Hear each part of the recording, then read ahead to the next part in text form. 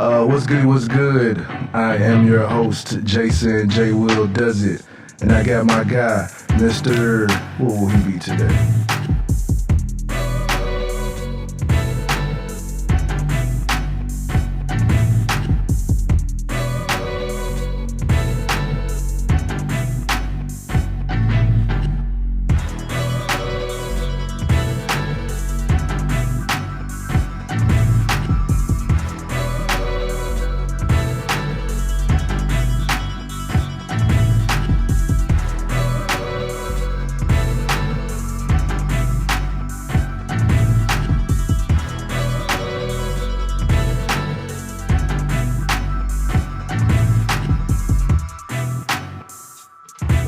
Snitching like you wanna get in trouble and shit get caught. I remember niggas did that to me when I lived with you. You remember that nigga I used wrong with? Damn. Oh man.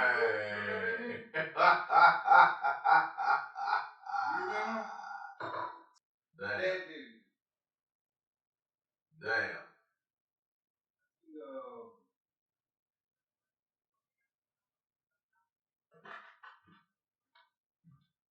I had hooked him up with a pack. Nice little set. Said school. And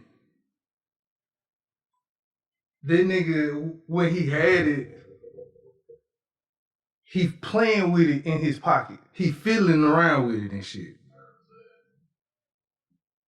Kept wanting to take it out, put it back in his, wanted to take it out, yeah, smelling it, all this other type of shit, taking it out, smelling his fingers.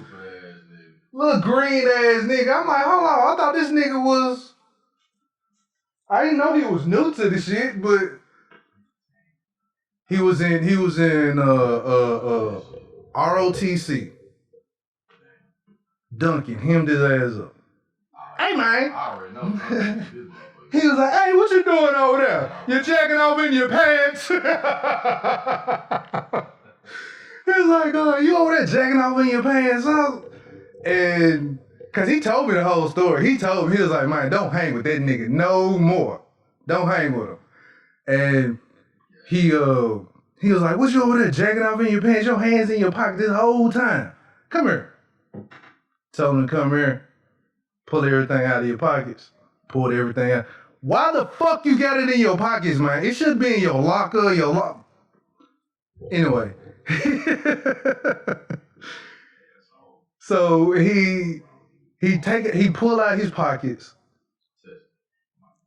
It's not on? You sure? Yeah.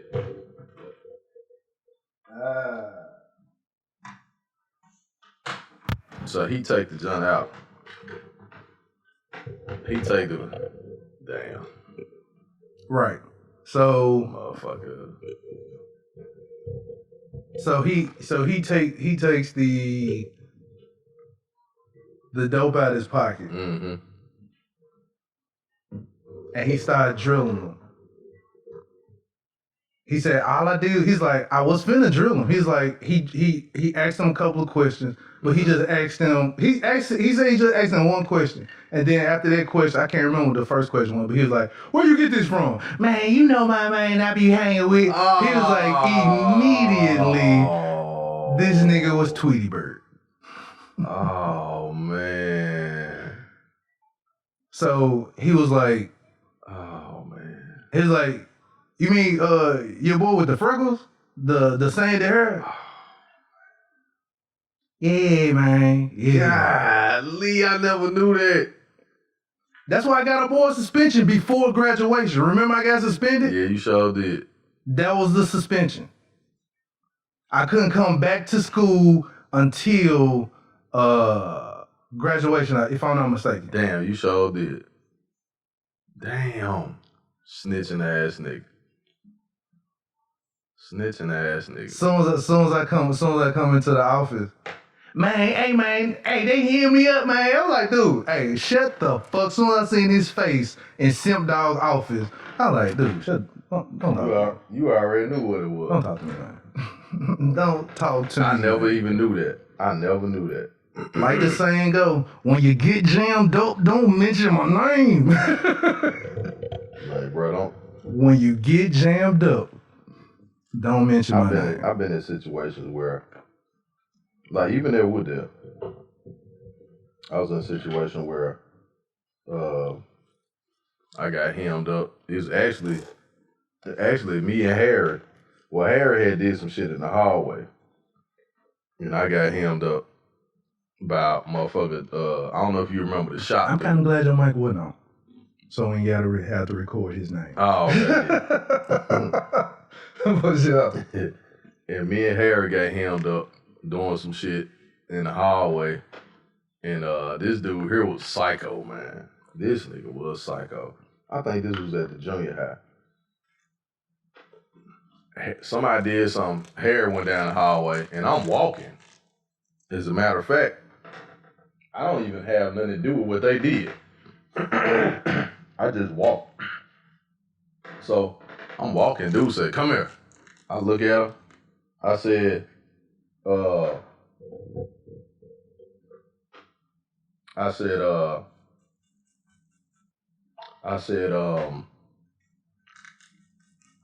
Mr. Something, whoever dude was, like, he was a shop dude. This man, he was crazy as a motherfucker, though. He was crazy as a motherfucker. The nigga with the Steve Harvey mustache? That dude? He was bald. I think he was bald headed. He was an old guy. I think he was at the middle school. Oh, okay. Yeah, I think he was at the middle school.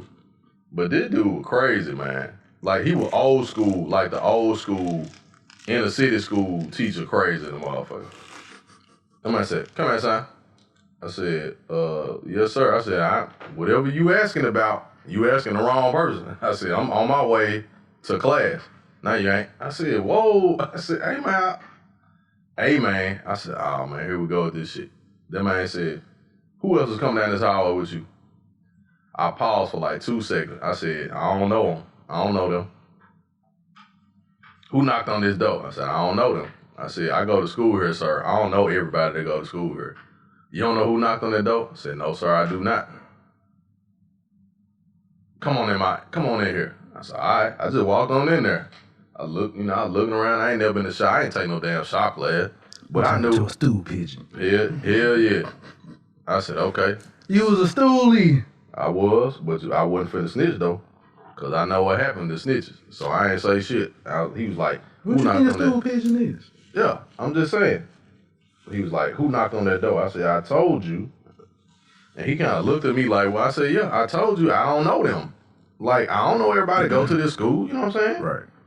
I said, I ain't trying to be funny with you or nothing like that, sir. I said, "But I don't know them." And he was like, "Well, since I can't," this is what he tell me now. Check out what this man said to me.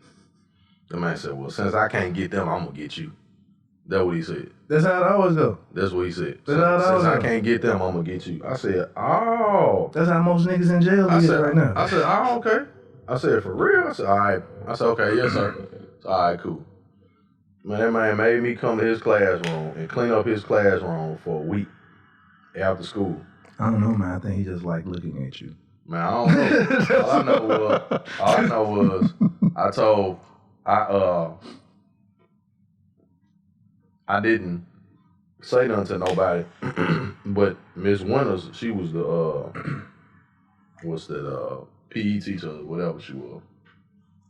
She was like, "What you right?"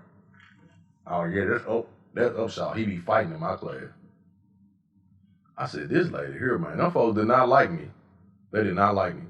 Dude made me come to his class for a week and clean up in his class. On that Thursday, I told my mama what happened. She called me to the school. No, I just told her. No, she was asking, "Why you late coming out of the school all the time?" I said, "Cause the shop teacher told me I gotta clean his classroom up." She said, "Why?" I said, "Because he told me," I said exact words.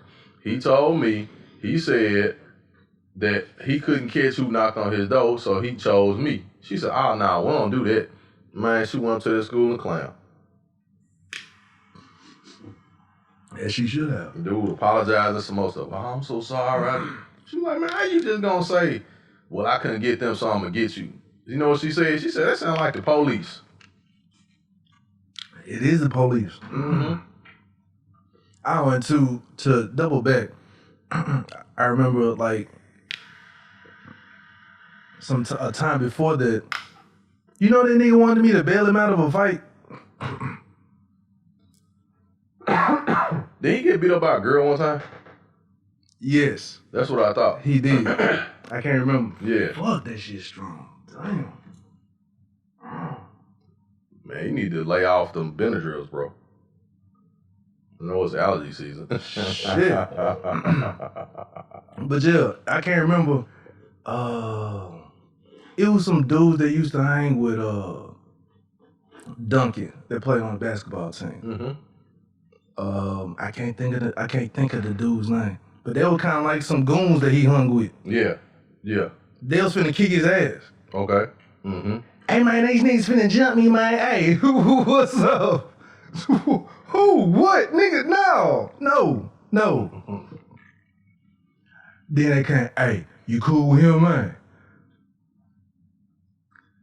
Man, don't do nothing, man. Yeah, man, we straight, man. Oh, all right, man. We kissed the nigga by himself, dog. That's how it was. And you know what was funny back in the day? They'll be like, hey, there's your boy. Be like, yeah, man, that's my, you know, he be acting fool sometime, man.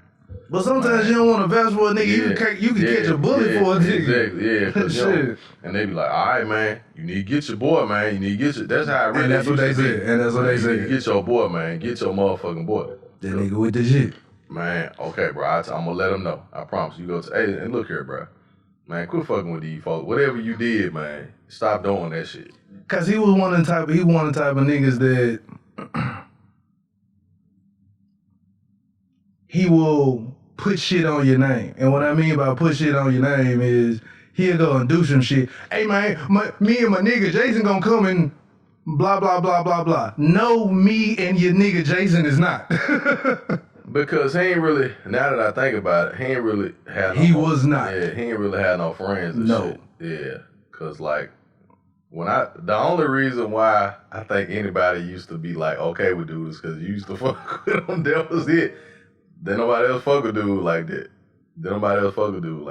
He was lame as well. He was lame as well. Yes, he was. Yeah, he was lame. Lame. Yeah, he was lame as a motherfucker. I thought the nigga was like, you know what I'm saying? I thought it was, this was my first year there. Yeah, you know what I'm saying? yeah. I don't know no better. I'm like, okay, this nigga seem pretty cool. I'm like, man, this nigga. Yeah. I'm like, okay, dude. Yo, cause now that I think about this shit, yup, he was lame as a motherfucker, and then I remember that nigga voice. See, now I really don't forget shit though. I remember you got his voice and everything. Yeah, voice like, man, hey man,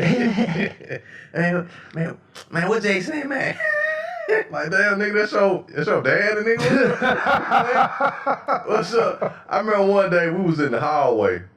And that man came and was like, man, y'all seen Jason? We like, nah, nigga, we ain't seen that nigga. What you his son or something, nigga? We got on his ass like, damn, chip too ugly ass nigga. What you wanna? Man, come on, y'all, man. Come on, y'all, man. Man, we roasting shit out, dude. That man, hurry up, get away from over there. and I think he got his ass kicked by the chick he was talking to. Yeah, it was a girl. His girlfriend beat him up or some shit like that. Yep, so did. But yeah, after the snitching happened, I was like, you know what, man? Hey. We are no longer friends. Funny dude, he reminded me of somebody, man. It wasn't, who did he remind me of? Like Jason Weaver or somebody he reminded me of. Jason Weaver is cool. What are you talking about? No. I'm talking about his face. His face reminded me of somebody. It's gonna come to me in a minute.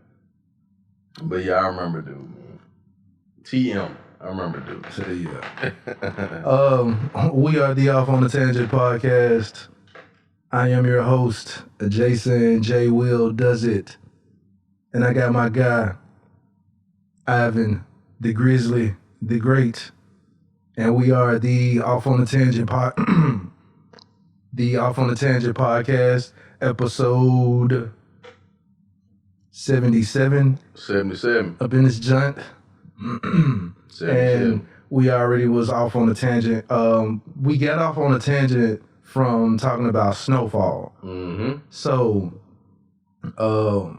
talking about Snowfall and hanging with niggas who might end up snitching on you. Yep. Or doing some stupid shit. Doing some stupid shit who might get you, they might get everybody hemmed up.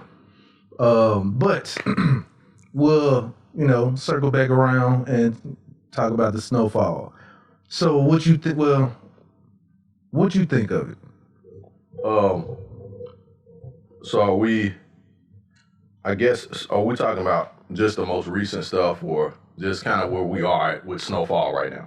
Yeah. I would say that. Yeah. Up until this. So yeah. All the way up until the current episode. Okay. All right. Cool. So So if anybody going out of control. Yes. Everything is it's all fucked up right now. Anybody that watches the show, of course, obviously your avid Snowfall viewers. What's up? When you said that, the first thing I was thinking of, you know that clip on, I want to say it's the Biggie album, and you hear Diddy, he's like, it's all fucked up now, man. Yeah. Oh, yeah. It's all fucked up now. It's fucked up now.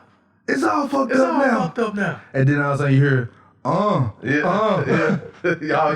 that's right. The Biggie song. Yeah, don't, yeah. That's no, you're nobody till somebody kills you. Yeah. It's all fucked up now. What I'm gonna do now, huh? It's all fucked up now. So if you've been watching Snowfall, you've been keeping up.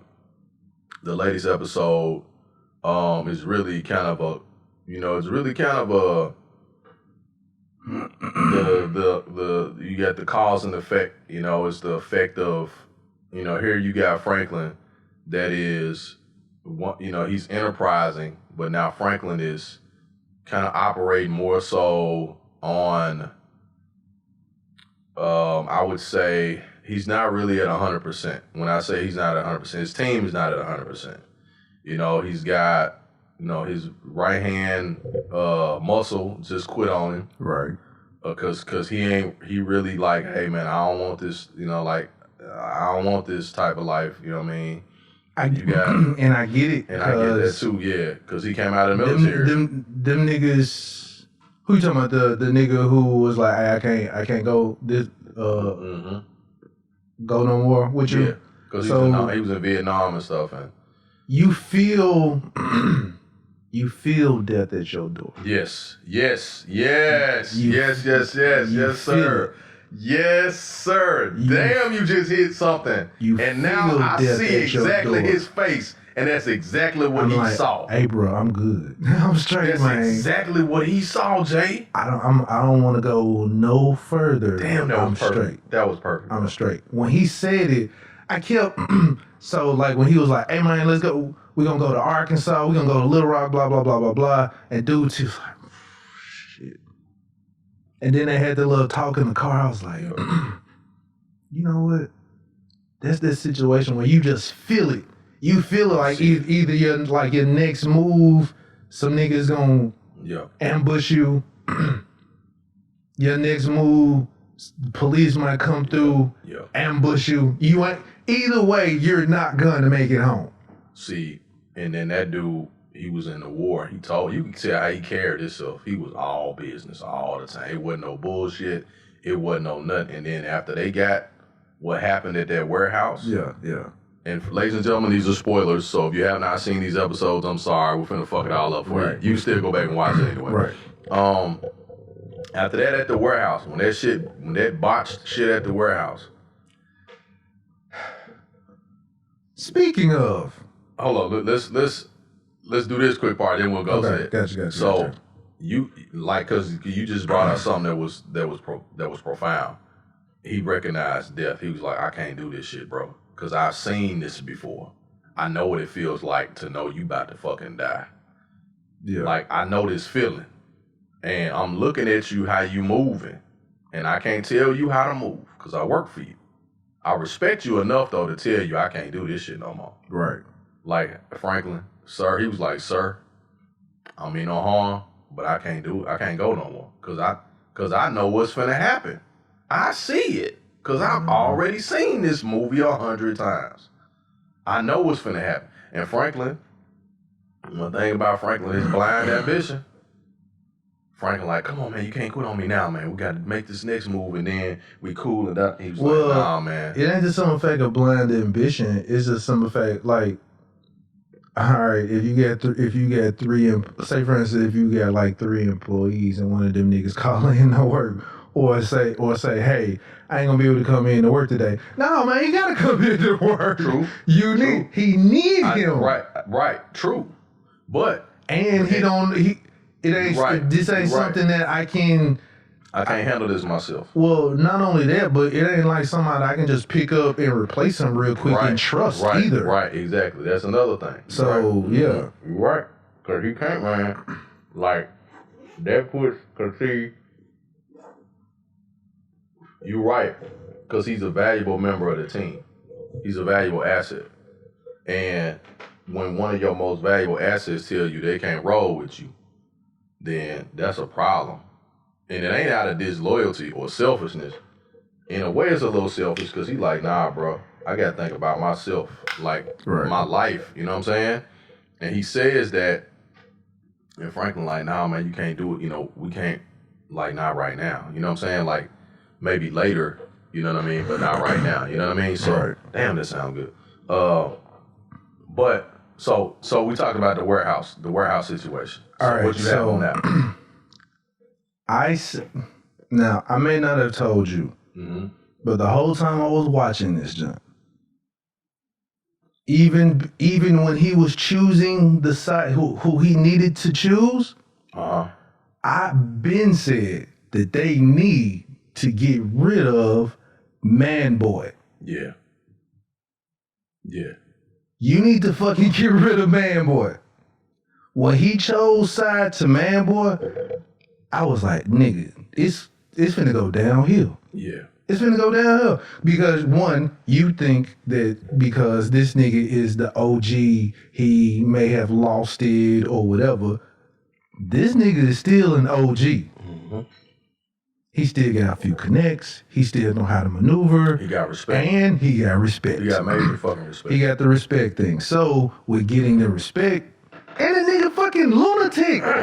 This nigga crazy as fuck. He crazy as fuck.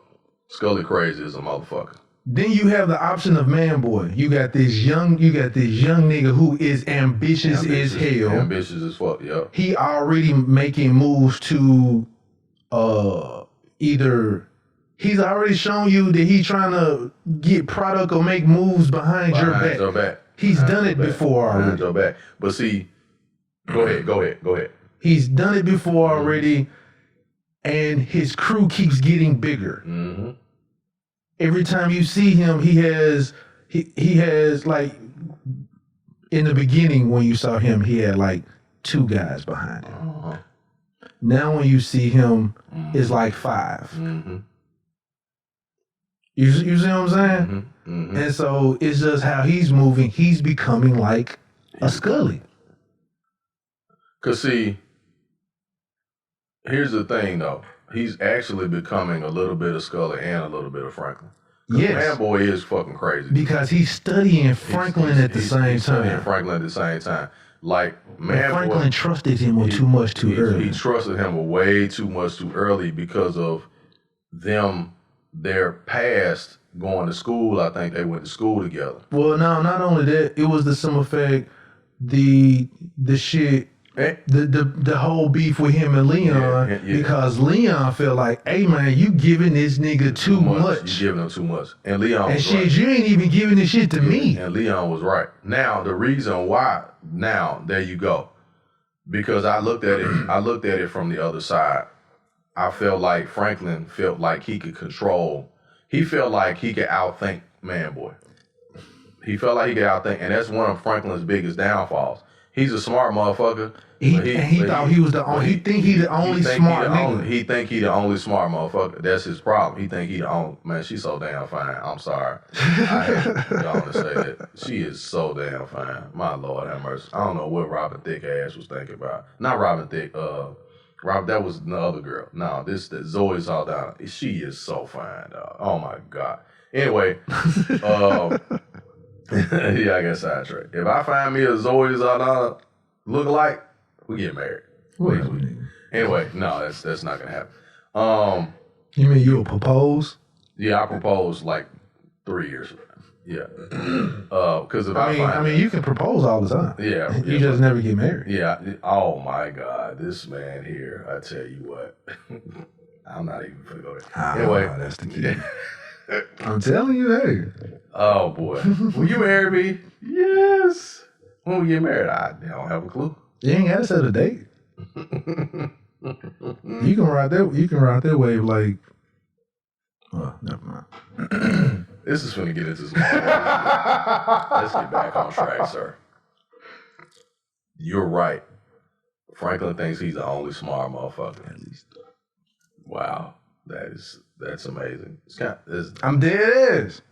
At least. Wow. Just think about it. Just think about it in your head real quick. Yeah, you're right. Yeah. Because as soon as you ask, you got that whole year of the newness of telling all your friends, you know. Then you got the period of talking about it. Yep. And then in that third junt, it's like, so well, you know what, bitch, you. Boy, that's some toxic shit if I ever heard. It is indeed. But hey, things don't always work out. That, especially when you don't intend for them to work out. Anyway, so speaking of things not working out. Yeah, exactly. This nigga chose the wrong nigga. He did. And so here's the thing. I said from the beginning, I was like, man, that nigga need to choose Scully, man. Because Scully will quickly get rid of the man, boy. Because he don't like the nigga anyway. And the kicker of that's his fucking sister? Yeah. Hell yeah, I want to kill a nigga that's fucking my sister. Yep. Damn real. Yep. What nigga don't want to kill a nigga that's fucking his sister? Yeah, exactly. And then man, boys' attitude. And they ain't married. His attitude, the way they talking shit, the way they roll, like, you know what I'm saying? Like, that's what this shit gonna be about. You know what I mean? So you already know, man, but like, man, I wanna get this nigga. Right. Like, that's why he talked down about him the whole time. Like, hey, this nigga crazy. And he fucking my sister, you know what I'm saying? And he a sherm head and shit. Right. Like, he be doing all kind of crazy, you know what I'm saying? But at the same time, this nigga got a whole apartment complex on lock. That's what I'm saying. Like, an entire complex on lock. Now, this nigga got the Carters. yeah. That's basically what it was. It's the Carters. That's basically what he had, the Carter. And I think that another interesting dynamic from that was the gang thing that they introduced. Scully being in the store. That nigga broke his wrist? Fuck, dude. Who? LaMelo Ball. Oh, damn. LaMelo Ball got hurt. Yeah, they say his season over. He broke his wrist. Damn. Shit. He's probably number 2 in rookies behind Anthony Edwards, too. He's having a good season.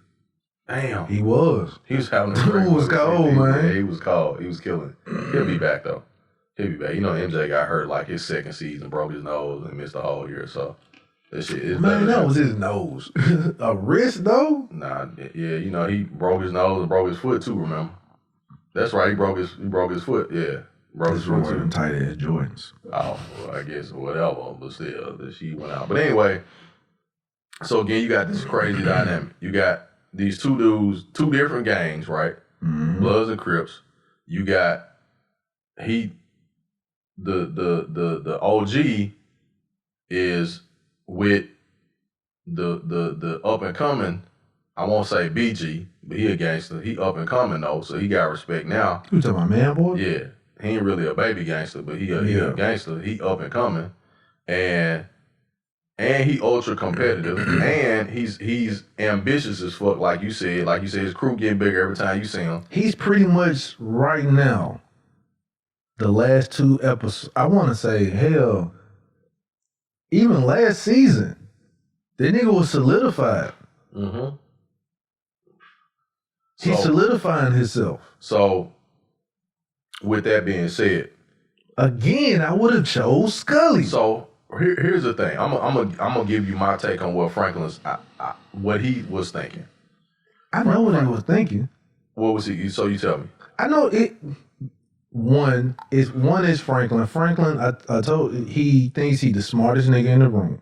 Mm-hmm. He's the smartest nigga in the room. 2, he think that Man Boy, it's impossible for a Man Boy to outsmart him because he a dumb nigga. Yeah, that's what he thinking. Right. But, and the other thing Man Boy really ain't dumb. And the other thing is that he think that because he's the plug to Man Boy, then he always gonna have that nigga in check. Right, he always gonna have him in check because he the plug. Right. If he finds, because Man Boy already went behind his back. Exactly. Once. Exactly. He can find a plug eventually. You know what? That's where Franklin fucked up. You're right. That's where he fucked up because Scully actually, now anybody in that situation, Scully just take the weight and sell. He don't ask all the questions. He ain't even made the moves with you. Yeah. Man Boy has done shit with you with him like he was Leon.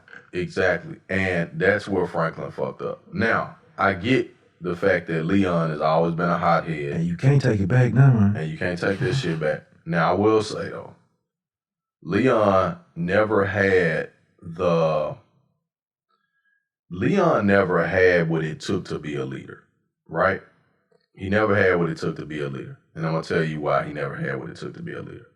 Because when he got his opportunity to lead, he fucked it up. And I'm going to tell you, I'm going to give you a reason. I'm going to give you a couple reasons. Talking about with his girlfriend? Just with everything. Like, Leon was not meant to be the next. Leon wasn't meant to be the next in command. Because Leon was doing Leon shit all the time. He could if Franklin showed him. Franklin did try to show him. Franklin felt like that he should have just been watching and should have known how to make a decision. Well, the only decision, the only thing, or the only problem Leon has was he thinks with his emotion. He can't turn it off. And that's a major problem. True. That's probably one of the biggest problems you have. You know what I'm saying? Like, and Franklin noticed that, like, this dude, he too emotional. Like, he will fucking pull his pistol out of the goddamn bank. You know what I'm saying? We can't do that shit, bro. like that little Duval joke. I always got that partner. I got that fire. Yeah. On me. Yeah. Just like the two young niggas in Billy when they were sitting at the table with Wine Dash. Yeah. Like they at the motherfucking nice ass restaurant. They get to talking shit. They don't know how to turn it off. They pull their pistols out and set the motherfucker on the table. I'm like, God, when I first saw it, I said, hell no. What? You niggas crazy. Like, nigga, we in this nice ass restaurant. We ain't supposed to be here anyway. It's like being in flight and two niggas pulled the yawks out. And pulled the yawks out, dog. You like, damn, nigga. What? Hold up, bro. Wait a minute. I'm trying to eat my seasoned elk over here. These niggas I got sea bass in front of me. You just pull a motherfucking 4.5 out? Them bullets can't be seasoned, nigga. What? Oh, man, yeah. So that's the type of dude Leon is. And he like, nigga, I'm a rider. And I'm like, okay. I mean, I get it, but you gotta have some type of self-control, especially in that life. Like, you gotta have some type of decorum, some type of code, self-control, whatever. And not to mention, hold up. Since you were speaking on that. Go ahead.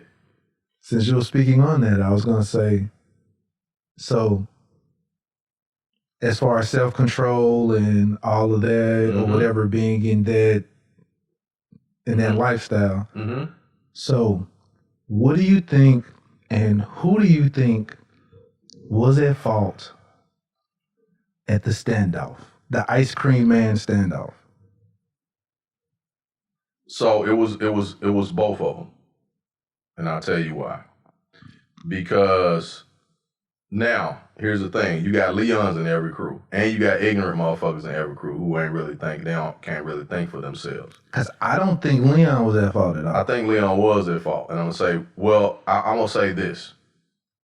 I will say it was both of them fault. I'll tell you why. For one, when they pulled up, so here's where I say Leon and them was at fault. They never should have been sitting out there in no damn car in the motherfucking broad ass daylight in the first place. They shouldn't have been sitting there. Because I'm going to tell you why. If they were going to get Scully, right, you got to think, nigga, we ain't from this neighborhood. When we sitting over here in a motherfucking car, niggas going to recognize us at some point. We can't just sit here all fucking day. True. And Leon is walking around in the 80s with this big ass fucking afro. Recognizable by every motherfucker in the city. Hey, somebody was telling me the same thing, like, hey, this nigga Ben should have cut his fro. Bro.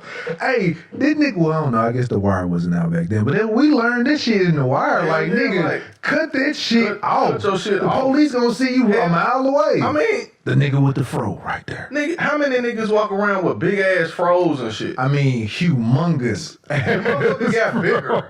It seemed like motherfucker got bigger during the episode and shit. I was like, God damn, nigga, the fro bigger than you. Like they just turned into Incredible Hulk when he got angry or some shit. The Hulk fro. Hell yeah, nigga. Nigga got a That Hulk Hulk ass fro. fro. I was like, damn, nigga, this shit big as a motherfucker. I mean, I'm like, you know, that nigga came back with the motherfucking Snoop. Like, I'm like, damn, Lee. Right. Of course they see you, You nigga. know they gonna see you, nigga. You trying to ride up on a nigga and kill him, like, nigga, do that shit covert.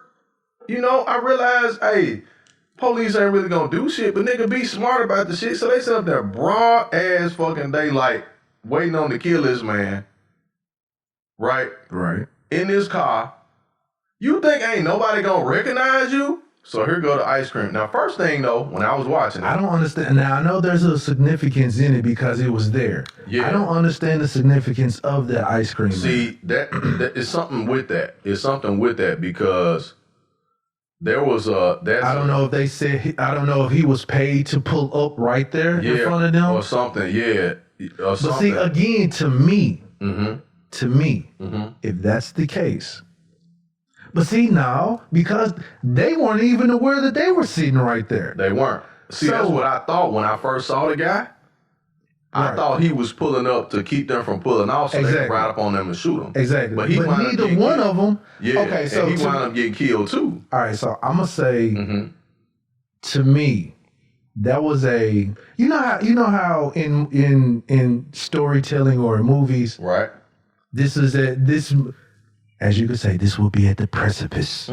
This is a precipice point where both of them can make a decision. You're right. Crossroads. They are at a crossroads where Damn. both of them can make a decision. Damn. Because the ice cream man prevents both of them from going anywhere. That's deep. Both of them have a decision to make. But Leon and them were hesitant and fumbling. Yep. They were. The other car is who pulled out first. Yep. This is the only reason why I say Leon and them are not at fault, because in that life, I ain't finna sit and think, hey man, no. These niggas already pulled the jump. You only got seconds. Yeah. Milliseconds. But and the thing is, man. Those niggas knew it was a baby in the car. Yeah. Those niggas knew that girl was in the car. They ain't have to pull out. They could have just ignored. They could have just been like, what the? They both could have just sat there and stared at each other. Yep. Heard the baby crying or whatever, and went on about their motherfucking business. Yep. That's how I look at it. Because here again, you talking about emotional reactions. That's what it was. On both sides was an emotional reaction. But there's another crossroad after that I don't know how to bring up after your point. Go ahead. So you right. Nigga, you gotta know I got the boss's girl, wife in the car, boss's lady in the car, and the boss's baby. Exactly. In the car. You're gonna pull out. And I'm gonna pull out and risk both of their lives at the same time. Right. Right? But now listen, your team gotta know your mentality. You know what I'm saying? Like your team gotta know your mentality. But knowing Scully really fought, like he ready to fight. Like it wasn't no... He would not if he got the baby in the car. Now, here's the thing. That's the difference between knowing who you work for and knowing what they would do in a situation. You're supposed to really operate the way your boss operates in situations, right? And they think it's Scully a crazy motherfucker. We see these niggas that he don't want us to go and do them. But they not realizing, damn, we got this baby in the car. They could have been like, hey man, that nigga over there. Because one, it's not like Scully was in the car. Right. It's not like it's just his mans. And they were probably thinking, damn, these niggas see us, they gonna pull out on us, so we gotta get the jump on them first. They weren't even thinking about that lady, they weren't even thinking about that baby in the car. Now what them niggas could have done was put that motherfucker in reverse, right? Right. And back off, right. And roll out and be like, hey man, hit the payphone, Scully, we seen them niggas outside your grandma's house. Them niggas pulled out quick. They pulled out real quick. Like real quick. Like they were the only niggas in the car. Niggas in the car. And so, me, myself, I'm thinking like, damn, like you said, you only got milliseconds. They back up, they could have backed up and been like, all right, we see them niggas, okay. We can hit the reverse. These niggas ain't finna get us. If they gonna have to follow us, if they trying to get us, or they think he in the car, they gonna follow us. So let's hit reverse, back up off this shit, call him and say, hey man, that nigga sitting outside your grandmama's house. So now Scully gonna be even more emboldened in anger and insane because he's like, damn, you niggas showed up at my grandma's house? Right. So that's a whole different thing in itself. Now, I would say, at that crossroad, since they did not choose peace and go separate ways, and they both pulled out, they had the Mexican standoff, if people would say. Basically. At that point, now people, I'm just speaking on TV, and I am speaking on this lifestyle. Right. Talking about Snowfall. Everybody's just not listening. On Snowfall. At that point, if you make that decision and you still walking, I understand and think you need to go ahead and finish it off. Good, yeah. Yeah, you gonna have the mother, she should have got it too. Well, here's there should have been there should not have been any witnesses or anything, because now she know who did it, she know who to go get, she know what team to go get, everything. Right. And, in all honesty, with that happening, even if that was to happen, right? Because I hate to say it like that, but that, like I said, that was that crossroad. And if you take that crossroad, I understand that you prepare yourself to make that decision. I understand you already missed, like, oh my God, I can't. And I was like, damn, man, he shot that little girl. Fuck. But at the same time, nigga, you gotta go ahead. Right, but see, here's the thing. You got to, and then drive off. Let's clarify that, though. We're not advocating violence in any way against anybody. No. Okay? We're just speaking in terms of the show and also people in, like, the lifestyle that kind of activity brings, right? When Leon has it, so the thing for me, though, was the fact that Leon gets out of the car. Now, I'm assuming that he gets out of the car thinking Scully's in there, right? He's thinking Scully's in the car. Because this is retribution for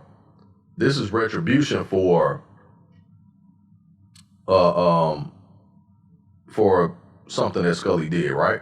This is to get back at him. This is to take him out. So Leon gets out of the car to go and finish the job because he's thinking Scully's in the car. But then he sees that It's not Scully in the car. Scully's daughters, like all these other dudes are killed. Scully's daughters. Because Scully shot at him at that that burger spot and killed. And shot old girl. Right, and shot exactly. And shot Wanda. Yeah.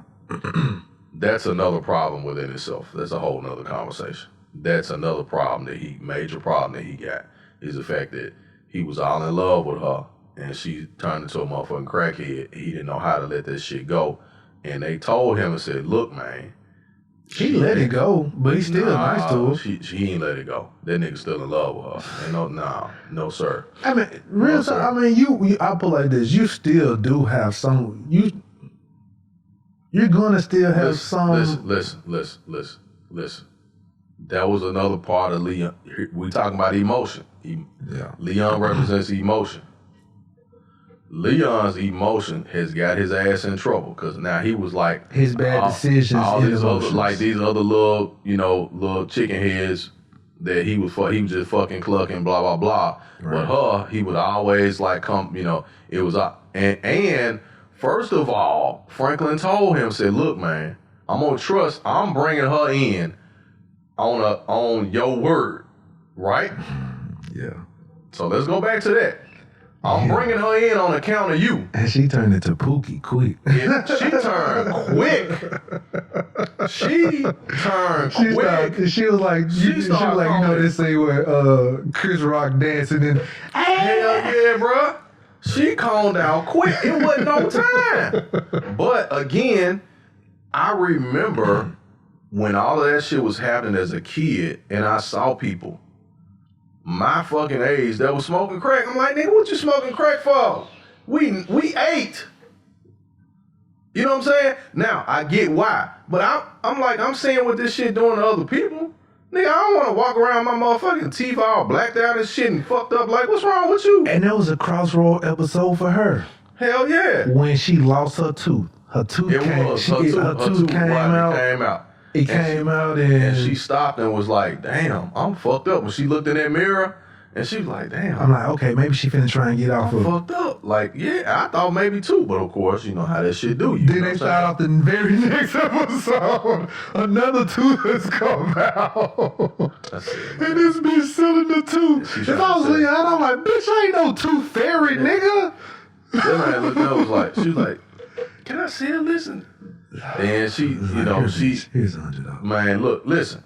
So he said, I will say she is still a real ride or die. She is. She didn't have to yell for that nigga. Nope, she sure did. She didn't have to say. She could have been like, oh well, let me get out of here. She's like, oh, I got $100. She said, Leon, because she knew when a car pull off like that, you already know what's finna happen. Yeah. You already know. Nigga, I be out working sometimes. Yesterday, this shit happened to me. A car rolled up slow on the street I working at.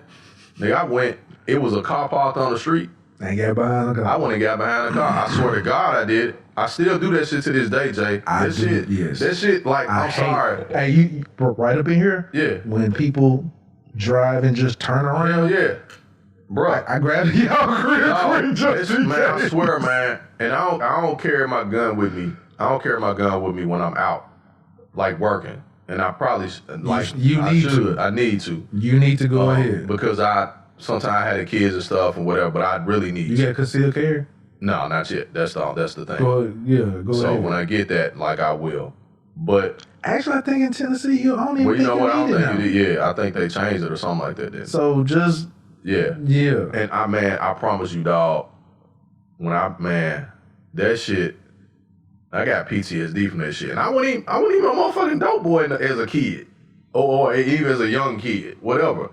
But I just remember that shit. I remember people getting shot that they had shit to do with the shit. And they just standing there outside playing in the yard, minding their own business. And a car roll up aiming at somebody else and get them. Or you playing in front of your mama house and your older brother, the one that got beef with, they like, oh no, we finna shoot the crib up. We don't give a fuck who out here. I'm always paying attention. Like, bruh, that car rolled up slow, I stopped. Like, I heard the motherfucker drive. Like, I heard the motherfucker ride. And I said, hold up, bro. I turn around and look, and they easing. Nigga, I had a bag in my hand and a rake, and I walked my ass around this other motherfucking car, and I started raking, but I was looking at the car while I was raking. I said, they just had to think I'm an old nigga that's crazy, because fuck this shit, you not finna get me. You raking the shit at the spot, right? Yeah, I'm tearing the grass out the motherfucking ground. Fuck this shit. I'm going home. I'm going home today. If I got to run a dodge between 3 cars, nigga, I don't know if you here to get me for some shit my cousin them did, or my uncle did, or my daddy did when he was a kid. I don't know. Like, that's just the mentality that we carry, and a lot of people don't realize as black people, especially as black men, we don't know. Like, this shit can happen. So, I'm like, damn, here they are, Scully and them ride through, and she screamed Leon. And Leon, I'm just saying, like, niggas, you can't operate like that. You can't just be out in the open. You know you got an open beef and a motherfucker after you or after your crew or after your boy. In your mind, you gotta be like, nigga, we can't just roll anywhere. Like, wherever we go, somebody need to have it, be ready with that thing. Like, cause it could go down anywhere. Cause we only hang out in certain spots. Everybody know where you kick it at. Didn't you learn anything from Menace to Society? Nothing. You remember when them niggas was at the burger stand? Yeah. Like, nigga, They always catching niggas eating. Every time. And Boys in the Hood. What was them niggas at? They killed Ricky. Sitting in the motherfucking outside eating the motherfucking burger and shit. Right. And here come Dope pull up. Kill the lights. Nigga, you don't see a motherfucking 63 Chevy kill 8 lights and drop the bitch on the ground. Nigga, you know what's gonna happen. But a lot of times we're not paying attention. Not paying attention, you right. I always, and I stress it to my mom, I stress it to everybody that I love. Hey, always keep your head on the swivel. Man, pay attention to your surroundings, man. If I'm ordering, like if in that occasion where he was ordering something, when he was ordering his burger, even when I'm ordering, my back is to the wall. And I'll be talking through the window. And I was like, they'll be like, "What'd you say, sir?" My back will still be to the wall, and I'll bend down and be like, "Yeah, so-and-so. When I go eat, I don't like sitting with my back to it, though. When I pump my gas, my back is to the car. My back is on the car.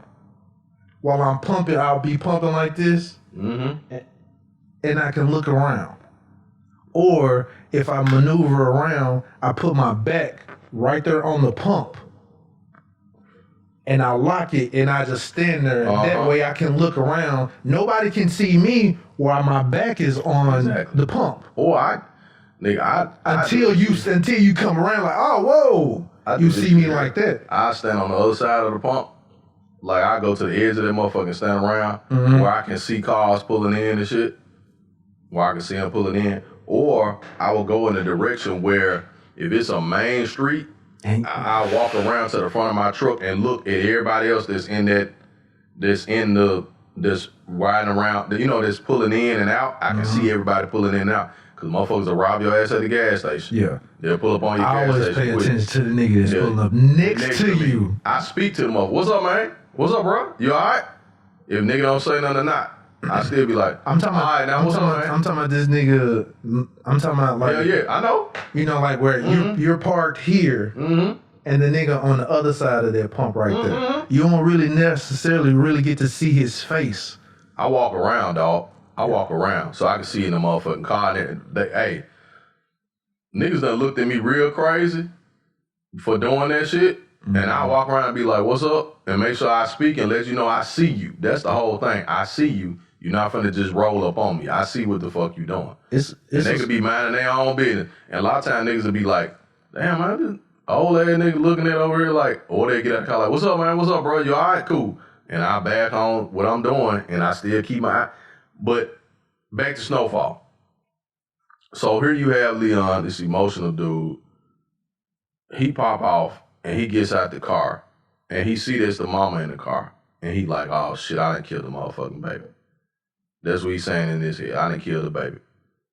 Or this whole conversation reminds me of this song by Earth Gang called Swivel. Have you ever heard this song? I'm gonna have to listen to it. And keep your head on the swivel, trouble lurking around the corner. Run up on you any minute, you'll be gone.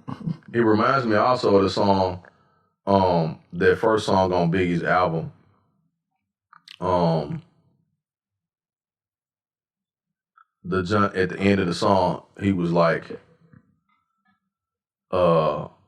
that's the nigga right there where he say, squeeze 6, nothing shorter, nigga turn around holding his daughter. You know what I'm talking about? It's that first song. I think it's Somebody's Gotta Die. Somebody's got to die. If I go, you got to go. Yeah. And then he was like, he said, I got this funny feeling, put the mask on in case the nigga started squealing. Put the mask on, squeeze 6, nothing shorter, nigga turned around holding his daughter. And that was the end of the song. That's when I knew Biggie was one of the greatest motherfucking rappers of all time. When he said that shit, it was so unexpected, but the way he told that story, he was like, we out here doing this, nigga, you don't know. Like, niggas be with their kids and shit. The man said, squeeze 6. The man said, put the mask on in case the nigga started squealing.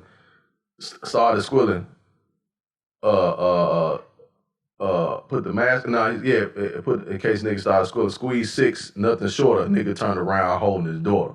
It's okay to look the lyrics up, sir. Yeah, I mean, I could, but I'm just saying, you know, that shit fucked me up when I first heard it, because me and my partner was listening to it in the car, we was like, damn, that shit really do fucking happen like that. But just like in this situation.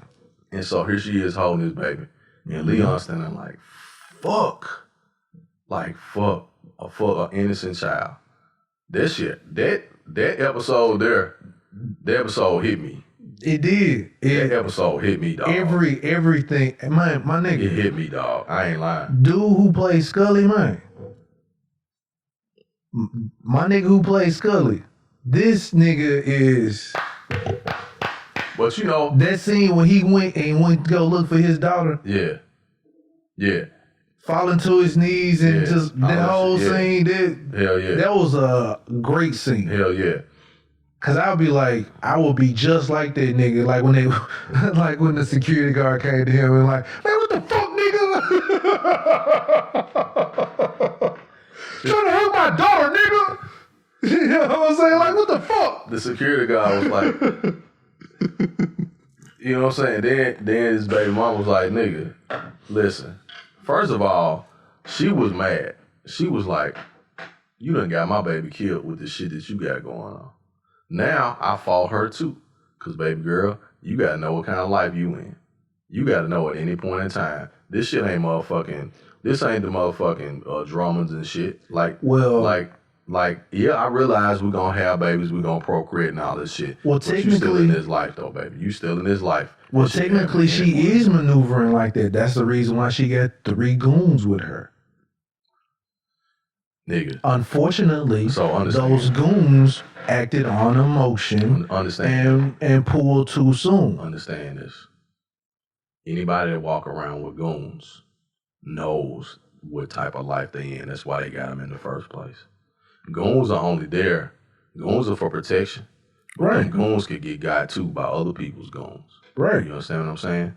And so when you are like, if you are a, you know, that's the reason why the star, you know, entertainers and shit walk around with security, because they know somebody might try to pop their ass or somebody try to grab them or shit like that. You know what I'm saying? They can't just really go nowhere by themselves. That's what made it so interesting, the fact that there were certain people, like there was a time where like Tupac went around by himself and shit, right? Mm-hmm. But there was a time where he didn't.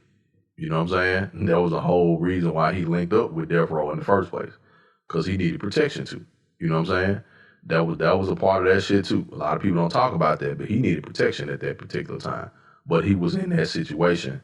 That was the life that he was in at that point. It shouldn't even been that way, being no fucking entertainer. If you ask me, like, you ain't no street nigga. You know what I'm saying? Like, you're an entertainer. You're a rapper. You know what I'm saying? So, but you hanging with niggas that's in the street though. So you gonna get a part of what they got. You feel what I'm saying? Man, my stomach going crazy over here. So, yeah, man, that's because you probably, I had some trail mix yesterday, man. But, so the aftermath. Do you get rid of Leon? You got to. You got to get rid of Leon now. All right, so... No, I don't want to say why. All right, so there's a crossroad with this right now. Okay, go ahead. There's a crossroad with that. Because I'm going to go to that conversation that Man Boy had with Franklin afterwards, so go ahead. So, all right, you are correct. they do need to get rid of Leon. But this is a crossroads, and this is going to be a crossroads. For who? For Franklin. Okay. And it's my dad always used to say this, there's always more than one way to skin a cat. Mm-hmm. All right, most people are thinking, all right, you're going to have to off him. Send him up to Man Boy, let them take care of him, whatever. Right. My next option would be send a nigga to Little Rock. They was already talking about going to Little Rock, setting up shop, this, that, and the other. Mm-hmm. I can get rid of Leon by sending him to Little Rock, setting up shop, running business down there, and he can do his thing, and that will replace old boy, and I ain't got to send my uncle down there either. True. And that would be a great option if Franklin actually trusted Leon to do that. He ain't got no choice. I mean, listen to me. He ain't got no choice. Listen to me. I agree with you, but I'm giving you. Oh, and I think Leon fucks Franklin mama. So what? Although they didn't show it. After that whole little emotional scene and he getting his hair braided, I think that nigga smashed his mama. No. That's like her son. No. That's like her son. No. I know what you're talking about. She went over there and braided his hair and shit. That was something she did for his mama. You know what I'm saying? Like for him and his mama. Like that's like her other son. Cause she helped raise them and shit. She helped raise them and shit. But his uncle told him about Leon though. His uncle said, Leon gonna get you fucked off. Cause he don't know how to control himself. And uncle was a G. Like uncle's uncle would get you. But uncle's like, nephew. But he been in it. I know, that's right. That's what I'm saying. That's the nigga that you do listen to. Right, exactly. And so I agree with you. The best deal is to say, hey Leon, you need to go to Little Rock. Stay your ass down there for a couple years. Matter of fact, stay your ass down there. Don't come back here. Do not come back here. Right? Go down there and take care of business. Build that shit up. And after a while, we're going to float you on somewhere else and you can stay there and be there. Like, don't bring your ass back to LA ever. Stay your ass out of LA. Because right now, I believe no matter what you do, if you serve up Leon, that beef is still going to be there. Listen. Man Boy and Scully still are going to come for you. So you might as well go ahead and send you get to keep your partner. You might as well go ahead and send him to Little Rock and go ahead and handle the beef that's still going to be there anyway when you kill my nigga. But check it out, though. I'm going to tell you. That ain't going to squash nothing else. But I'm going to tell you why sending him Little Rock ain't going to squash nothing either. I'm going to tell you why. Because Scully want blood. Scully want blood. Scully don't want the problem fixed. He want blood because his daughter did. This is true. He wants a life for a life, dog. Like what you said makes the most perfect sense. It does. Send Leon away. Look, nigga, this your opportunity to lead. Like, you can't fuck this up. You can't fuck this up. Like, you can't be emotional no more. You can't, because you see what it done got you. You see how you done got fucked off with Wanda? How you got that shit fucked off? You had Wanda stealing from me? And you can get Reed Thompson and him up Man Boy. You can, but Man Boy smart. What did Man Boy do? He went to Scully. He went to Scully crib, right? I ain't even supposed to be there. He done shot the motherfucker up. You know what I'm saying? Right. Done shot this motherfucker up. He go to Scully and say, hey man, look, I lost my niece too. I know we got beef and everything. But you know what I'm saying? You know what I'm saying? Scully, like, you know, we got beef and everything like that, you know what I'm saying? But, like, that was my niche, you know what I'm saying? Like, that was my niche. It be tripping out how you be talking and shit. Mel Gregg a good ass actor. Yeah, I gotta get it. I was about to say. Mel Gregg came up, dog. I gotta get it. If you realize where he came from, I gotta give it to him, man. Yeah. And what did he say though when he got there? And he was like, his sister was like, nigga, do you even know her middle name? And he was like, yep, I know it. She got the same middle name as mama. He had to think about it for a minute. He did, but he knew though. Yeah. He knew. He wasn't totally disconnected. He knew. So when he went to Scully and said, nigga, that's why I told you to keep her away from now. And Scully said, you did tell me to keep her away from this shit. You told me. Now, that was the OG talking right then. That was wisdom talking like, nigga, you did. Young nigga, you told me to keep her away from this shit. And I didn't do it. And I didn't listen. Be right back. Go ahead. And that was my fault. So the responsibility also falls on Scully because Scully shouldn't have had his daughter around that type of shit in the first place. So now you got this issue. If you Franklin, so you got man boy that comes to Franklin and says, hey, look, I'm going to just tell you now, like, I'm going to handle this shit. I'm going to go ahead and handle this shit. I'm going to get this shit taken care of because I know what you finna do. Scully, I know what you finna do. You want to go get the nigga yourself. And you ain't going to get, like, you want blood. It ain't no ifs, ands, buts about it. You going yourself. You done got bullets in. First of all, nigga, this nigga done try to kill me. He done try to set me up. Then you kill my daughter, right? Okay. You set me up to get killed. Then you couldn't kill me.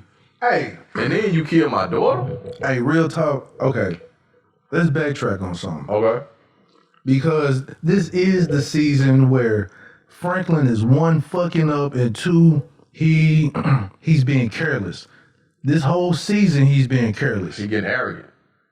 Actually, you can use that two ways, careless and careless. Yep. He could care less, yep. And he's being careless. He don't give a fuck. And he's making all kind of mistakes. He is, because his mama telling him his daddy telling me fucking up. One, if he did his homework, yep. He would have known that man boy has a fucking sister. Yep. You know what I mean? You know what I'm saying? Yep. He ain't do his homework on that shit. So if you did your fucking homework, I would have known then what side to choose. But see, the thing with Franklin was he was looking at the fact that man boy reminds him of himself. That was his problem. Hey. Man boy, he ambitious like me. Guess what? Mm-hmm. That was Ghost's mistake too. That was Ghost's mistake. With what's his name? The Ratimi nigga. With Dre. Yep, that was his mistake with Dre. By looking at the nigga who is ambitious as you. Yep. Guess what? What happened when you was ambitious? What did he say? What moves did you make when you was ambitious? What did he say? Anybody that got in my way, I got him out of the way. What do you think What you think this nigga gonna do? Exactly. Do the same shit. Exactly. Yeah. See, that's the problem. Man boy, when you look at man boy, he already really don't fuck with you. He it's this shit. Everything business ain't shit personal. He really don't like you though. But I'm gonna get this money. I'm gonna build up my team. You know what I'm saying? And I'm gonna take you out. As soon as I'm strong enough, I'm gonna get you. Exactly. But see, Franklin was trying to play chess with them. And he's playing horribly with them. He's actually playing horribly with everybody. Because like you said, he's careless and he could care less. He's thinking, and his daddy told him, his dad says, son, I'm gonna tell you, the gangsters on the street, you gonna see them coming a mile away. He said, Reed Thompson, you ain't gonna know he own you until he own you. Right. You cannot trust. That man said you cannot trust the U.S. government. That man said, I don't know why you think you different. He said, but you can't trust them, dog. He said, plus they gonna be on your ass before you even know they on your ass. And he like right now, I ain't gonna say money hungry, but when you he money hungry. When you get big, when you get big, it's like real talk, you have to find ways to wash the money. You got to. You got to. You got to get bigger and bigger. Right. And you got to find, like you said, you got to find more ways to wash it. And the whole to explain the shit. But, which means more people got to know what you're doing. Because ain't nobody finna go into business with you. They don't know where you getting your money from. And everybody, I'm sorry, but the nigga that he's doing business with in this season, this nigga always played a low down, snake ass nigga. This nigga is he finna snake your ass, nigga. And look, finna snake you. But check it out. He ain't never played a good role, man. Look, I'm gonna tell you the MVP of the show to me is his daddy. That's the MVP of the show. Yes. That's the smartest motherfucker on the show. His dad said, look, son, I'm gonna tell you something. Everything you doing, I done already seen it done. But he doing what he's supposed to. Right. Right. Because he ain't trying to force him. He like, because I push him, he really ain't gonna listen. Because for whatever reason, father-son relationship, when you try and push, when you try and push, or when you try and make something work, or try and make them do something, they finna go the opposite way. Nah, I'm straight. I'm good. Or because you're gonna feel that energy. So you just go ahead and just like, hey, all right, you can go do that. You can go ahead and do that route, but hey, think about this though. Do so and so. At least you put that little. Yep, you drop that seed. That seed in your ear, and when it happens and it presents itself, you like, you know what, my dad said. All right, nah, I'm straight. Yep. You know, you might change your mind as far as how you maneuver. Right. So he's doing what he should do. Most people think that he should do more. No, I don't think he doing what he should do. That's, in all honesty, when you messing with boys and you dealing with boys, we fucking stubborn, man. We are stubborn as shit. Even the best son, when it comes to their dad or community, we are fucking stubborn as shit. Because then, here's the other thing with Franklin.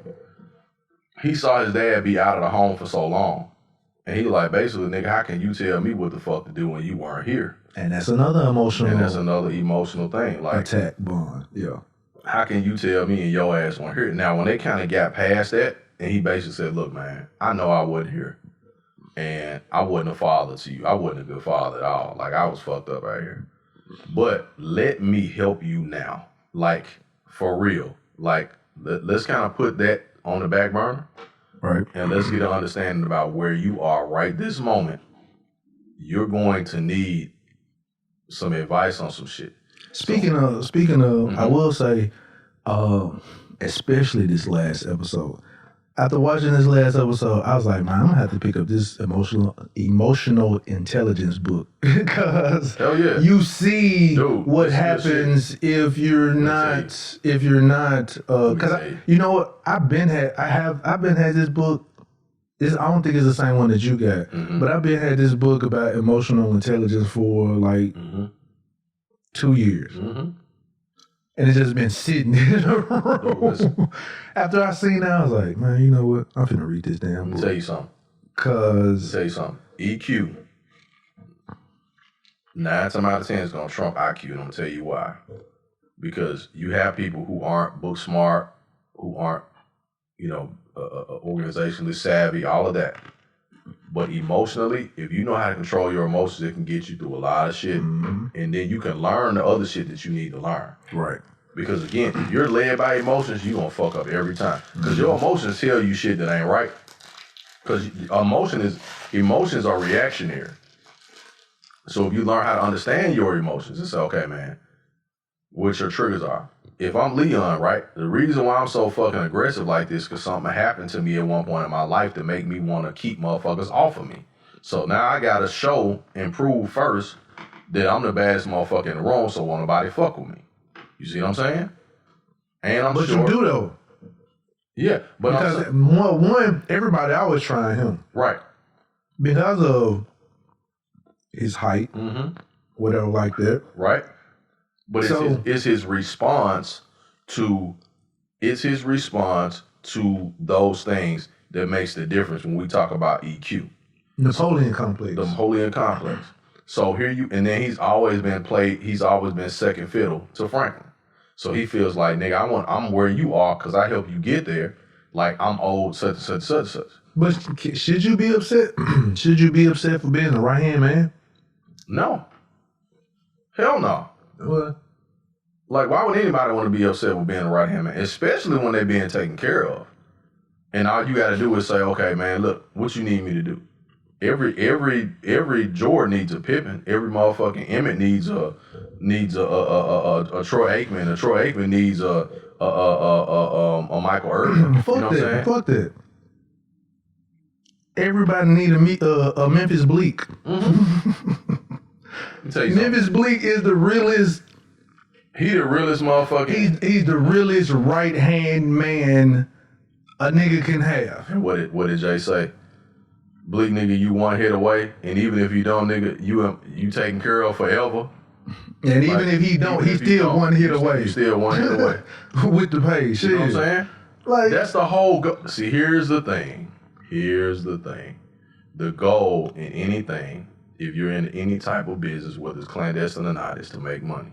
But at some point in time, you got to say, okay, what's my number I need to hit to make my money and get out of this shit? Right? What's my number? Because I'm gonna say this, every street nigga got a goal. Should have a goal. Well, I ain't gonna say most street niggas. The character or the nigga like Leon is like most niggas that you see. You know what? Perfect example. If you've ever watched The Wire, all of them niggas who like the corners. Yeah, that's Leon. That's them. Like, they enjoy that shit. Just to, well, not the simple fact that you enjoy it, but the simple fact that people know he Avon Barksdale like. Who's Avon? Leon. Leon is Avon Barksdale because Avon Barksdale wanted his name to ring out in the streets. You're right. Stringer Bell was like, fuck that shit. Yeah. I'm about this money. I'm about this business. Right. That's Franklin. Yeah, that's Franklin. You're right. I want to turn this money and make it legit. Yeah, because even Avon would tell. And that was Avon downfall. Like Avon was like, man, you on that business shit, like all that. And String was like, dude, this is like, it's kind of like what we doing it anyway. Let's do it at a legit. Right. So we ain't got to worry about all this other shit that come along with it. But you're right. That's how motherfucking, what's his name, crept up on all their ass. What's his name? Damn. Damn, what's his name? Again with an M. Shit. Marlo. That's how motherfucking Marlo got their ass. Marlo got all their ass. Hey man, that nigga cool as hell in real life. Yeah, he cool as motherfucker. I met that nigga at Flight. Oh, for real? Yeah. I heard he was cool as motherfucker. Mm-hmm. He kind of still act like the nigga. He still like Marlo. He played that role good. Cause he real short and direct. Yeah. He played that role good as hell. You know the thing about there you go, here we go, Franklin and Manboy, Avon and Marlo. Yeah. Manboy at some point in time gonna start taking their ass out. Real talk. Manboy gonna start taking their ass out one by one. He gonna start picking apart Franklin's crew one by one. Cause he, first of all, Marlo was different. Marlo was more about gangster shit. Marlo was like, he didn't already did. I put like this. It wasn't a simple fact of Marlo taking people out. Marlo came. What Marlo did, Marlo came to town and was like, hey, all right, check this. So, hey, y'all doing business on 7th and 5th? Not no more. That's where me and my dude's gonna be at. All right? Bet. He was like that. Right. Manboy has already done that exact same thing, but it was subtle. Right. That's the reason why Leon don't like him. Right. Manboy's like, because one, Manboy is demanding territory. Right. Franklin ain't paying no attention the territory that he's choosing and picking. Mm-hmm. This nigga is getting bigger because of the pieces that he is choosing and the real estate that he's at. Right. You have no choice now but to keep me because of the real estate that I have and the income that is pulling in. See, you can't say no. That's the thing. So, Manboy is like, look, nigga, you gonna have to value me at some point in time. Right. You got to recognize my value. Whether it's now, whether it's next week. And Franklin ain't doing it. And Franklin not doing it. And so Franklin is saying like, hey man, we can control. Well, he is, but he ain't. He's see, that's the issue with a cerebral motherfucker. You're a thinker, but sometimes you can overthink the shit. Right. And think, okay, it worked like this the last time, but it don't work that same way every time. Especially when you're dealing with somebody who is aggressively, like Dre was in Power, aggressive as fuck. Now Dre's other thing was, Dre played that role like he was like a good guy. Like he played that like I'm cool with everybody role, but Dre was really trying to kill all motherfuckers that he possibly could. He wanted Ghost Spot anyway. Now Dre already showed that he was a snake. I don't know. To me, he showed he was a snake though. Yeah, he did show he was a snake to me. Cause he wanted what Ghost had, to be honest. He wanted everything that Ghost had. Manboy wants his own shit. Marlo wanted his own shit. Avon, in particular, Avon was smart, right? Avon was that dude. But again, Avon wanted the streets. He wanted to continue to have the streets. Instead of saying, look, man, I'm going to pass the torch to this young motherfucker and get out the way, right? I'm going to tell you another person. Man, I ain't even know we were going to talk this long on this. But it's just good. It's a good comment. It is. It is. So remember the conversation? If you can remember, I know it's been a minute. Do you remember the conversation that Prop Joe had with all of them? You remember that conversation that he was talking to all of them about? And you know Prop Joe, remember what Prop Joe said? Prop Joe says, hey, when y'all come here, this is Geneva. This is Switzerland. Like, ain't no beef and shit here. We have conversations here to work shit out because all that motherfucking bullet throwing ain't gonna get nobody no more richer than you already are. It ain't gonna get us no more money. Sit down and discuss this shit and try to figure this shit out. But it's about your name. True, and that's where niggas fuck up. It's about your name. When I say niggas, I mean like anybody. That's where people fuck up. It's about your name. When they start worrying about their name and shit, bruh, your name is gonna be your name. And if you leave Baltimore tomorrow, you can go somewhere else and your name still can be just as respected. Just by you doing your thing, right? Not if somebody shit on to them. To them. If somebody shit on, not to them, but to them. To them. Because they feel like if the name of Franklin Saint, the name of James St. Patrick, the name of Avon Barksdale get shitted on in any way, that's all of us getting shitted on. Right. You know what I'm saying? So now, like, we got to do something about it. Well, Manboy goes to Franklin and be like, hey, you know, look, hey, you owe me this. Like, you owe me, Franklin, right? You owe me one. Remember what he told him? Like, you know, you realize you owe me one, right?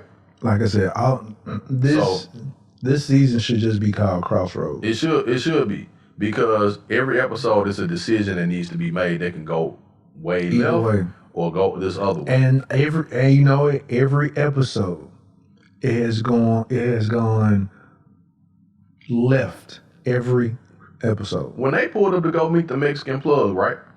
Leon said, we ain't got no more product because Franklin done cut us off. We ain't got no product. Or no, because the plug done cut us off. We ain't got no product. So we got to go to the Mexicans. That's the reason why Leon couldn't lead. You know why? Because he trusted a young nigga. He trusted a motherfucker that ain't got no experience doing shit, that just wanted to be on. Who you talking about? The young dude that was begging them to get on the season early. I was talking about Franklin. He was begging begging Leon, come on, man. I see how y'all doing things, man. Put me on, man. Put me on, man. No. The young dude. Remember the young dude that was fucking with Fatback and shit in the projects? Remember? The young dude. He got killed in the car with them too, remember? Remember, he was like, my cousin cool with the Mexicans, and he can put us on. He was like, man, that shit stepped on, man. We can't fuck. And they went to that motherfucking neighborhood. Okay. And shit was parked way up in the damn thing. Gotcha. And Leon was like, nigga, you the one put this shit up. Hell yeah. He was like, you the one did this shit. You go see what they up to. So he get out the car walking all scared and shit. It's too much. You see him? But see, that's why all of them should. I don't know why they should want to keep just doing separate shit when they should just just stay doing business together, because you're having a trust issue and problem. Listen. And when you have there's only so many people that you can trust within that game. Thank you. So just stay there and just do business. Just do business. Just do business. And live like, if we get money, and this could be applied to anything. That's why you see corporations fuck up. That's why you see relationships fuck up. Because everybody want to get everybody else. They want to have their own shit. Sometimes you can't have your own shit. You can have your own shit under somebody else's umbrella. As a matter of fact, nigga, if I'm Leon, if shit go left, I can always defer to Franklin. To be real, Right. like we're gonna be real about the shit. This Franklin's operation. Just like his uncle and aunt deferred to him. Right. When he got shot, what did they say? We shut everything down. Why? Because Franklin calls the shots. And we're gonna do minimal shit, but we ain't finna make no major decisions without him. But you also don't want to. So there's a lot of things that play, but you also have to understand that a man will feel like, hey man, I'm getting tired of taking orders from this dude. I'm a man too. Nigga, I'm sorry. You gonna take orders for the rest of your life from somebody. If you work for yourself, you're gonna take orders from your customers. If you work for somebody else, you're gonna take orders from them. If you're in the military, you're gonna take orders from a sergeant, general, lieutenant, whoever's in charge, you're gonna take orders from. You're gonna take orders from somebody. That's why a lot of times, and see, it's also about relationships. And remember, you mentioned EQ, emotional intelligence. If I'm emotionally intelligent, my feelings ain't getting, here we go. What a Robert Glasper album came out last year, great album, Fuck Your Feelings. That's where people get fucked up at, is they feelings get involved in shit that they feelings shouldn't be involved in. That's why even now, and I'll confess this in myself, in my future relationships, my feelings are not gonna rule my decision making. As much as I might love that person, whatever, my logic and my emotional intelligence is gonna tell me this motherfucker trying to fuck me. Or I'm not ready to give this person what I really want to give them. Or I'm not ready to defer some power or control to this person. Because when you're in relationships, you're gonna defer at some point in time, decision-making power. It could be friendships. It could be you and your homeboy. Like, you're gonna have to defer to that person at some point in time in certain situations and respect the fact that they have an outlook that's better than yours. But if you worried about your name and your feelings and I can do this shit too and all that type of shit, you always gonna fuck up.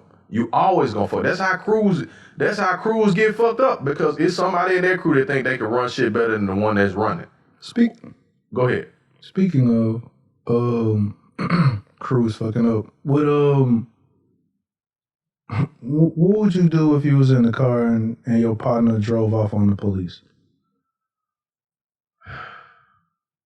Like, nigga. Like, the police pull you over. Your partner's driving. I'm driving. You on the passenger seat. I'm talking shit to the police. I'm like, man, fuck you, man. Fuck you. I ain't giving you no driver's license, man. Get the fuck out of here, man. Did I send you the video of that shit? Yeah, did you see that shit? Yeah, I'm gonna be looking at you like, nigga. So basically, you just said, fuck my life, huh? Like, fuck me. Like, would you jump out? Nigga, I jump out of the motherfucking car. Fuck this shit. I take my chances jumping out of this car, scarring my leg up, knee, ankle, whatever.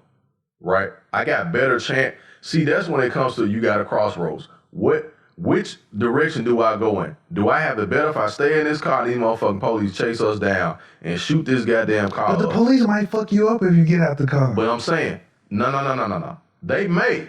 But that's a chance I'm willing to take, and I'm gonna tell you why, because I chose it. Nobody else is controlling my fate but me. There's me controlling my fate.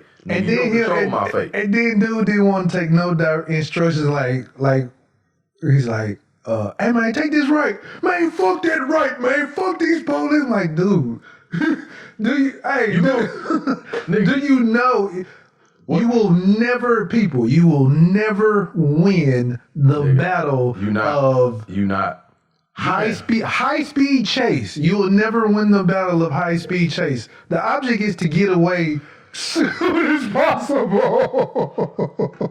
See, man, get out of sight, man. What the fuck? I done seen niggas though, for real. Cause once they get on their walkie-talkies, man, and then you got this long marathon, now they see you. You got the ghetto bird in the air, now you captured. Now, you got cameras on every corner. Get out of sight as quick as possible, man. In that car. Me, myself, personally. Jump out the car, man. Nigga, I'm jumping out the car. Fuck this shit. I'm being like, I'm gonna jump out, I'm gonna be like, oh, hey. Hey, but look, if y'all shoot me, hey, it happens all the time. But I'm controlling my own fate. I'm not going down in the hell of bullets with you, Cleo. Fuck this shit. I'm jumping out this car. I'm putting my hands up. If you niggas shoot me, y'all just shot me. Like, hey, karma gonna come back and get y'all because I got my hands up. I ain't got shit to do with what's going on. Man, you know anything about it? Nah, man, I don't know what the fuck he was thinking. I ain't got shit to do with him. You need to ask him that. Don't fucking ask me. I don't know shit about what's on his mind, what he ate for breakfast, motherfucker, who cut his hair. I don't know none of that shit. I just met this nigga yesterday. When old boy was like, man, make this right. Dude kept trying.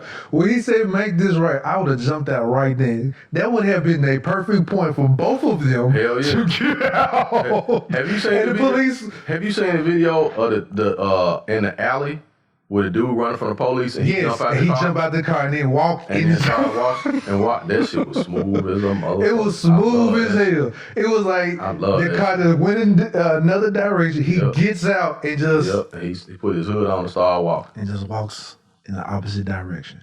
And I was like, I don't want people to do this, dude. So I share this shit happened some years ago. So I was with some people that was doing shit that had no business. And I knew they was doing shit they had no business, but I hooked up with them after they got done with it. And we got chased. Mm-hmm. And we was running through the neighborhood. And we hopped a couple fences and shit. They was on our ass. Nigga, it was just instinct. And I'm thinking to myself, like, I got a t-shirt on, I got two shirts on. I got a big shirt on, I got a t-shirt on. And I got shorts on back then. You know, we used to wear hoop shorts under our clothes. Just instinct took over, man. We running. I hopped the fence. These niggas all running in the same place. I ran the opposite direction. Right? I ran the opposite direction. I ran it because in South Memphis, you got all them alleys and shit. Mm-hmm. In between the houses. Sometimes you got, like a house on this street, and you got alleys between the shit. Mm-hmm. We hopped the fence. We ran through somebody's yard, hopped the fence. And this is my neighborhood, so I know where to go. Nigga, I hopped the fence. Them niggas run like, man, come on. They said, come on. I said, nah, fuck this shit, because we all run together, we all going down. I'm not going, because I ain't doing what y'all doing. I just happen to be with you niggas after you get done. I hop a fence. I run the opposite direction. I hop another fence into somebody's yard that I knew. Mm-hmm. Hopped the fence, jumped over their junt, ran through their backyard. When I ran down the side of their house, I took my long sleeve shirt off, threw their junt in the garbage, took my pants off, threw them junts in the garbage, put them in the trash.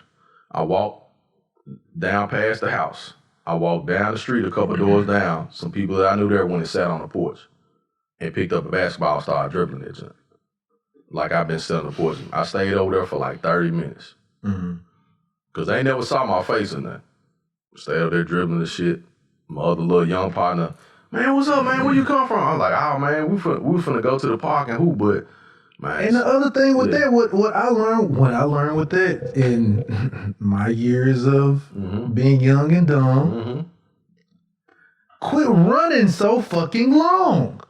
Hey, again. Fuck this shit. Again. I'm gonna run. I'll run, get out of sight, go in another direction, and walk. When you looking like you're supposed to be a place. Yep. They ain't gonna bother you. Ain't no one is gonna bother you if you look like you're supposed to be doing, that nigga, he just walking. Now, if you look like you still running someplace, or you looking suspicious, just walk regular. Just walk straight. Yep. Hell, you can even pretend to have the phone to your ear and ain't on the phone. And this is before we had cell phones. And check out what happened. So the police pulled down Macklemore. They ride down the street. I'm on the porch dribbling. Dribbling. My other little partner, he got his football. Him and his brother go in the yard. Right. I'm on the porch dribbling. Like I've been there all day and shit. Cause I'm sweating from running anyway. Right? But I got on Jordan shorts and a Jordan t-shirt. Now my long sleeve shirt in the garbage at somebody else's house, beside their house. I don't know, man. In situations like this nowadays, niggas just do crazy shit like commit crimes in reflective material clothing. Mm-hmm. Like, nigga, we see you. Look. We see you with this reflective material shoes, hoodie, and pants. Motherfuckers go do shit in cars that got rims and shit on them that ain't nobody else got in the motherfucking city. And then expect for a nigga not to find you. Stupid ass. And then drive the motherfucker over their girl house. Nigga, that's the second place they gonna look. They gonna go by your mama house. Your mama ain't there, or your mama say he ain't here. Everybody, they know who you kicking. They know what kind of car you drive. Back to Leon. Yep. And you gonna go to your mama house. No, it wasn't the mama house, but what you didn't think Scully and them would be waiting at the projects for you, my nigga? Check this shit out. So that was the other thing about not being smart. Leon go back to the projects. He needed some money though. He needed the money. I get it. I pay somebody to go get the money. Well, no. Nah, because that's your stash. That's your stash spot. Because his mama had already spent the money. That's your stash. I can't trust. So he went home I can't first. Trust anybody. He went home first. Like, what? 20 grand that was in the backyard, nigga. We not. Man, my mama give me a robe. I don't know, man. Mama, I'm sorry. I'm sorry. I know you might listen to this. We might have some words if you just give me your house coat. But that's a problem. But check it out though. Listen. But again, my mama she ain't gonna dig up the money in the backyard. But she's like, hey, your siblings got doctor's bill, you got bills and shit, and we gotta pay for shit around here, and your ass ain't never here. That was his other problem. You gotta take care of your family. Oh yeah, that's true. You gotta take care of your family, bro. You out here fucking hoes and getting high and shit. Like, you need to take care of your motherfucking business and your family. You ain't got to, what they say, if you feed the wolves, they won't eat your ass. You know what I'm saying? Oh, man, okay. People. If you got anybody on your team. And all of this is applied to regular everyday life as well. Yes. We're not just talking about street shit. If you got anybody on your team. Mm-hmm. They need to eat too. They need to eat, man. They need to eat. Be it either you are promoting their idea, either you know what I'm saying, either just them being heard or whatever. If you shitting on their idea, that nigga is gonna eat you alive when they get to chance. First of all, these motherfuckers know all your moves. They know everything you do. They know where your money is. They know where your mama stay at, where your cousin stay at, where your girl stay at, where you go meet the dude to do the business with. They know all this shit about you, dumbass. Right. They know all this shit. Right. So why you not gonna take care of them? Right. Why you not gonna take care of them? I remember being in a situation. Well, I've been in several situations like this, but it's just the simple fact of trying to be. I'm from a different culture when it comes about loyalty and shit like that. So if you my friend, or I consider you my friend, I'll be loyal to you to a certain extent. After a while, you know what I'm saying, and. Having a situation where, hey man, let's do this. Hey, we should do so-and-so, blah, blah, blah, blah, blah. Right. I got this idea. Right. I got that idea. Right. Nah, that's good. Nah, we're going to do this. Nah, this is better, or blah, blah, blah, blah, right. blah. Hey, everybody else say this. I'm like, oh, okay, cool. So it's like after a while, hey, what am I here for? Right.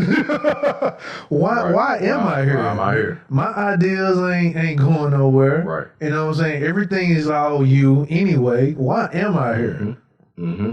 You know what I'm saying? So it's like, all right, peace. And you set yourself up you put yourself in a position to, it's just like being in a relationship, right? You got eventually that person gonna walk. You got somebody who always doing for you, who always there for you, always supporting you, always got your back, and you do as little as possible to take care of. Like, you got a guy, I'm gonna use guys, I'm gonna say guys. You have a guy who got this woman who's loyal to him. Mm-hmm. Making sure he's straight. She know he doing his shit or whatever, right? But what this song Dave Hollister have, you take care of home, you ain't gotta worry about your girl. And what niggas fuck up is they have a good girl, right? Nobody's saying you gotta be perfect. Home is take it for granted. Take care of home. And so I'm gonna give you this example. Back in the day, take care of home is just doing a little. No, honestly, people, it's just doing a little shit. Well, it's doing the basic shit, the shit that takes care of home. Like, no. It's the, I ain't gonna say the basic shit. I'm saying the little things. It's the little things that person appreciates. If you know, you know your lady like flowers and candy, you make sure you got the flowers and candy on deck at all times. But see, that's why I say the only reason that's the reason why I say little things, because do you know women will be like basic? Ain't none of the. I got you. I see what you're saying. It's the little things that it's just the little nuances just the little things that they like. Those things it might be little things to us, but it's major to them. So that's what I mean by that. But so go ahead. If she say, I just like to communicate. I like time. Right. And time is what she needs. And you say, okay, I'm gonna give you your time. Right. Now she don't want all your time. She just wants some of your time. Right. She don't want all of it. She just wants some of it. Or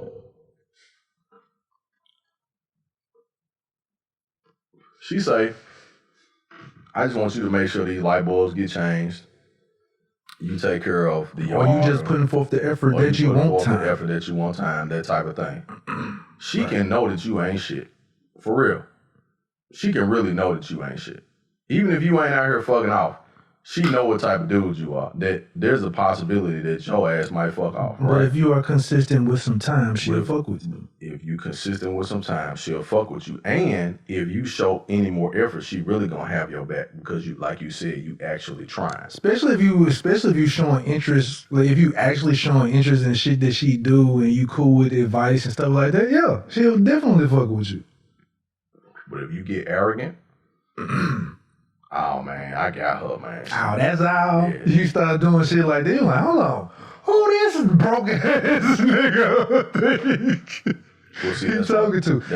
And fellas, just real talk, just average Joes. I ain't talking about niggas who get titles like doctor, surgeon, or whatever. Real talk, all your gals, every woman is making more money than you. I'm just being real. Pretty much. In most situations, yeah.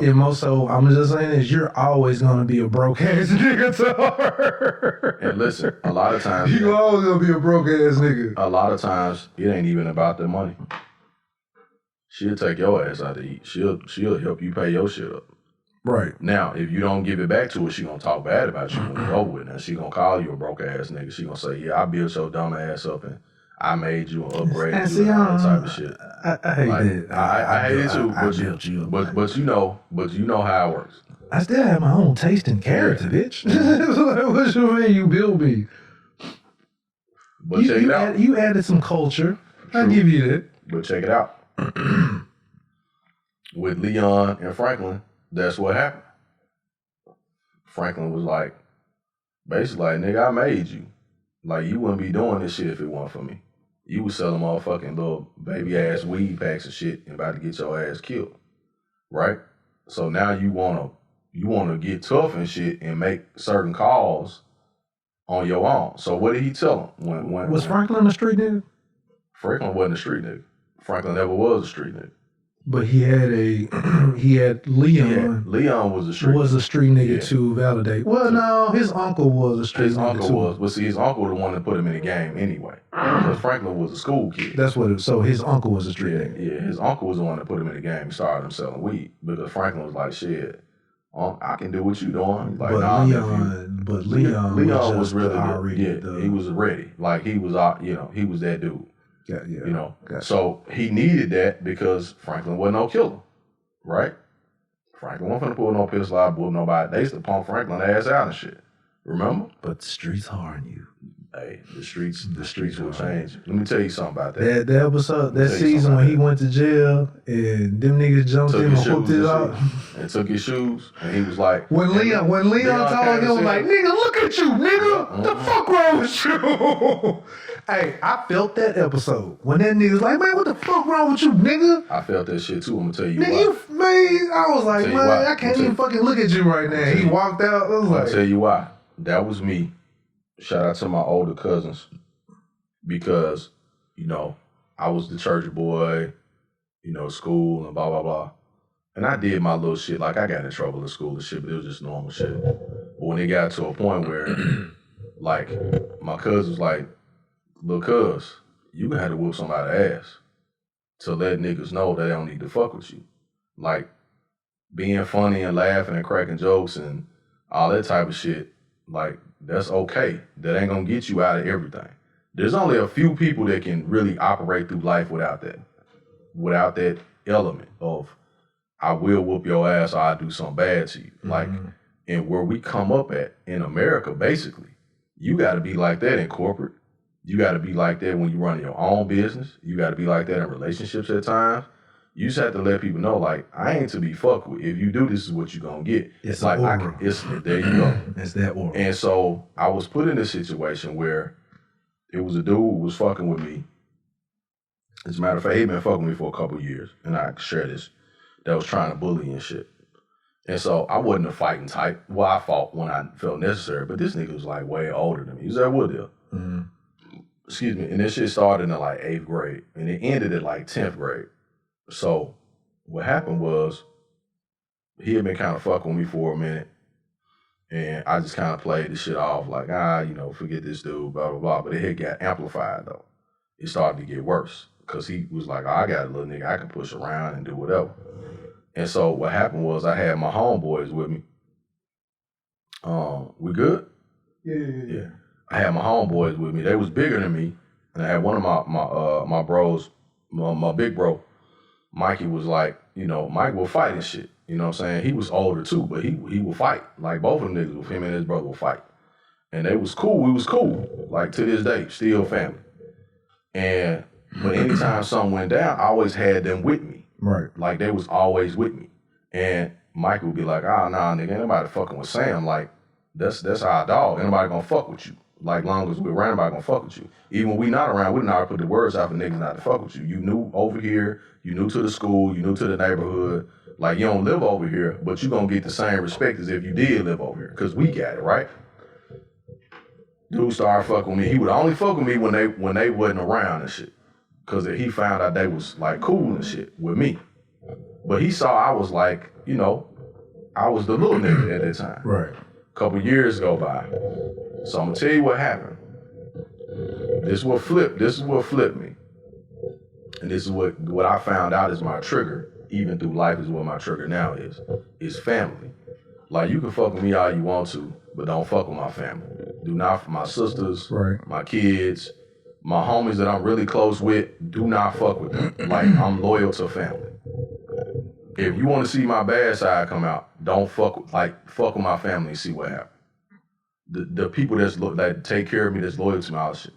So it was one day, somebody said, hey man, your sister on the bus, man, they was fucking with your sister on the bus, man. I said, what? Yeah, they was messing with your little sister on the bus and shit. I said, hold up, who was? So they told me who it was. There's 3 niggas used to be together. I said, somebody fucking my little sister? I said, so it was a switch that flipped, nigga. I don't know what it was. And you been knowing me for a long time. Like, I'm a jovial nigga. I laugh and check and shit and have a good time and shit. But I be serious when I need to. But this particular time, it was like, nigga, fire went into my head or something. I don't know. I can't explain this shit.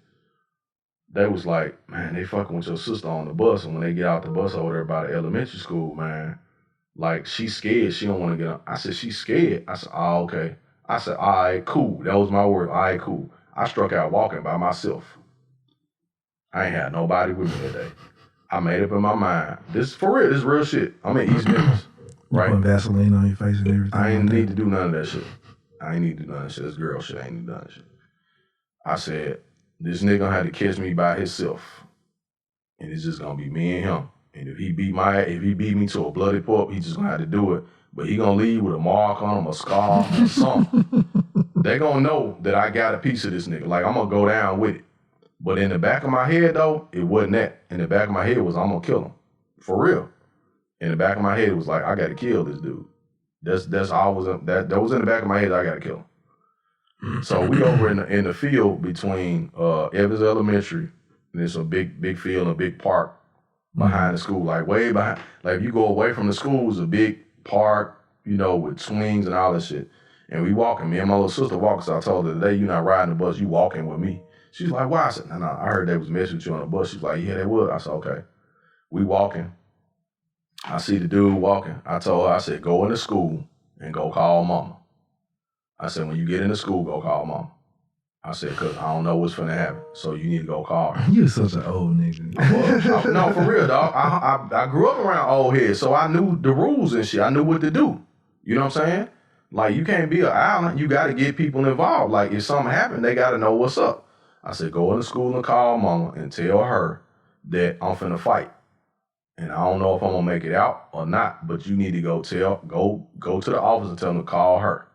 Cause I'm probably finna kill this dude. I said, I'm probably finna kill this dude. She was like, no, I can't leave you, everybody. I said, man, you not finna do nothing. I said, man, I can't risk you getting hurt out here. I said, if we start fighting, you jump in and he hit you, I'm really gonna lose. You sound like me when I went to go pull the yak on my sister baby dad. Exactly. So she argued with me and shit. I said, man, take your ass in the building and go call mama. So she left. She went in there. Here this nigga come. He probably a half a mile away walking. And I see him walking. He getting closer. So as he get closer, I stand there, right? Mm-hmm. I drop my backpack on the ground. Now, as he starting to approach me, I start walking towards him. That's what got his attention. When I started walking towards him. So he walking toward me smoking weed, right? I see him blowing the smoke out his mouth and shit. And as he don't really see me walking because he high. Mm-hmm. He realized that I'm walking towards him as he walking towards me. And by this time, it's a couple years later, me and this nigga the same height. So I look different to him. This is what I hear him say. Samuel Upshaw. I said, yeah, nigga, what up? I said, yeah, nigga, what is it? So my response was different. He was like, hey, bro, hey, hold up, man. Cool out, man, cool out. That's what I hear him say. I say, nah, nigga, ain't no cooling out. That's what I said.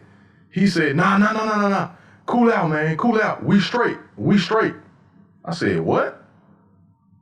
So by this time, we just as close as me and you are. We're still, you know, it's about 8 feet between us, right?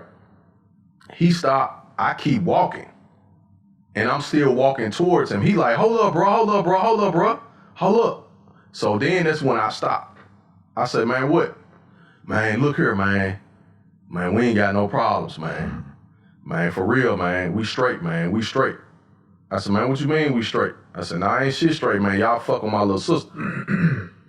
So the cussing out, he was like, nah, man. Nah, let me tell you, man. Somebody had said something to your little sister. It wasn't like that. And I told the other two dudes, like, man, leave her alone. Don't bother her. She ain't doing it, you know, like, leave her alone, man. He was like, nah, bro. Ain't nobody bothering your sister. I'm gonna make sure nobody gonna say nothing to her no more. I was like, nah, cause I'm gonna beat all y'all ass. I said, nigga, I'm finna kill you. That man said, hold up, bro. The man said, nah, man, we straight. For real, Sam, we straight, man. We straight. We cool, we good. I said, man, we ain't gotta be good. Don't fuck with my little sister no more. Nah, man, ain't nobody gonna mess with her, man. We good, man. I promise you, man. It's all good, Sam. It's all good, man. It's all good. So me at the same time, I'm still ready to turn to this nigga, right? Like, I've been waiting on this opportunity, right? Dude, what? How long is this story, man? Nah, that's finna story be over, nigga. Don't worry about how long my goddamn story is. And I was like, all right. I said, okay, cool. He was like, yeah, man, we good, man. We straight, man. Don't worry about this shit, man. You know what I'm saying? And that nigga was like, man, but tell your boy, such, man, I'm gonna beat his ass. I said, nah, nigga, I don't relay messages. You go beat his ass on your own. And dude looked at me like, damn. The man was like, all right, man, all right. I said, yeah, all right, nigga, like that. You know, I never saw that dude the day after that. From that day to this day, I ain't never seen him again. The day Sam stood up to a bully.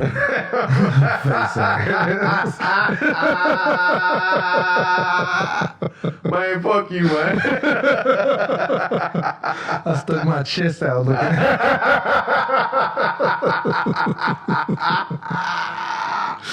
Oh boy.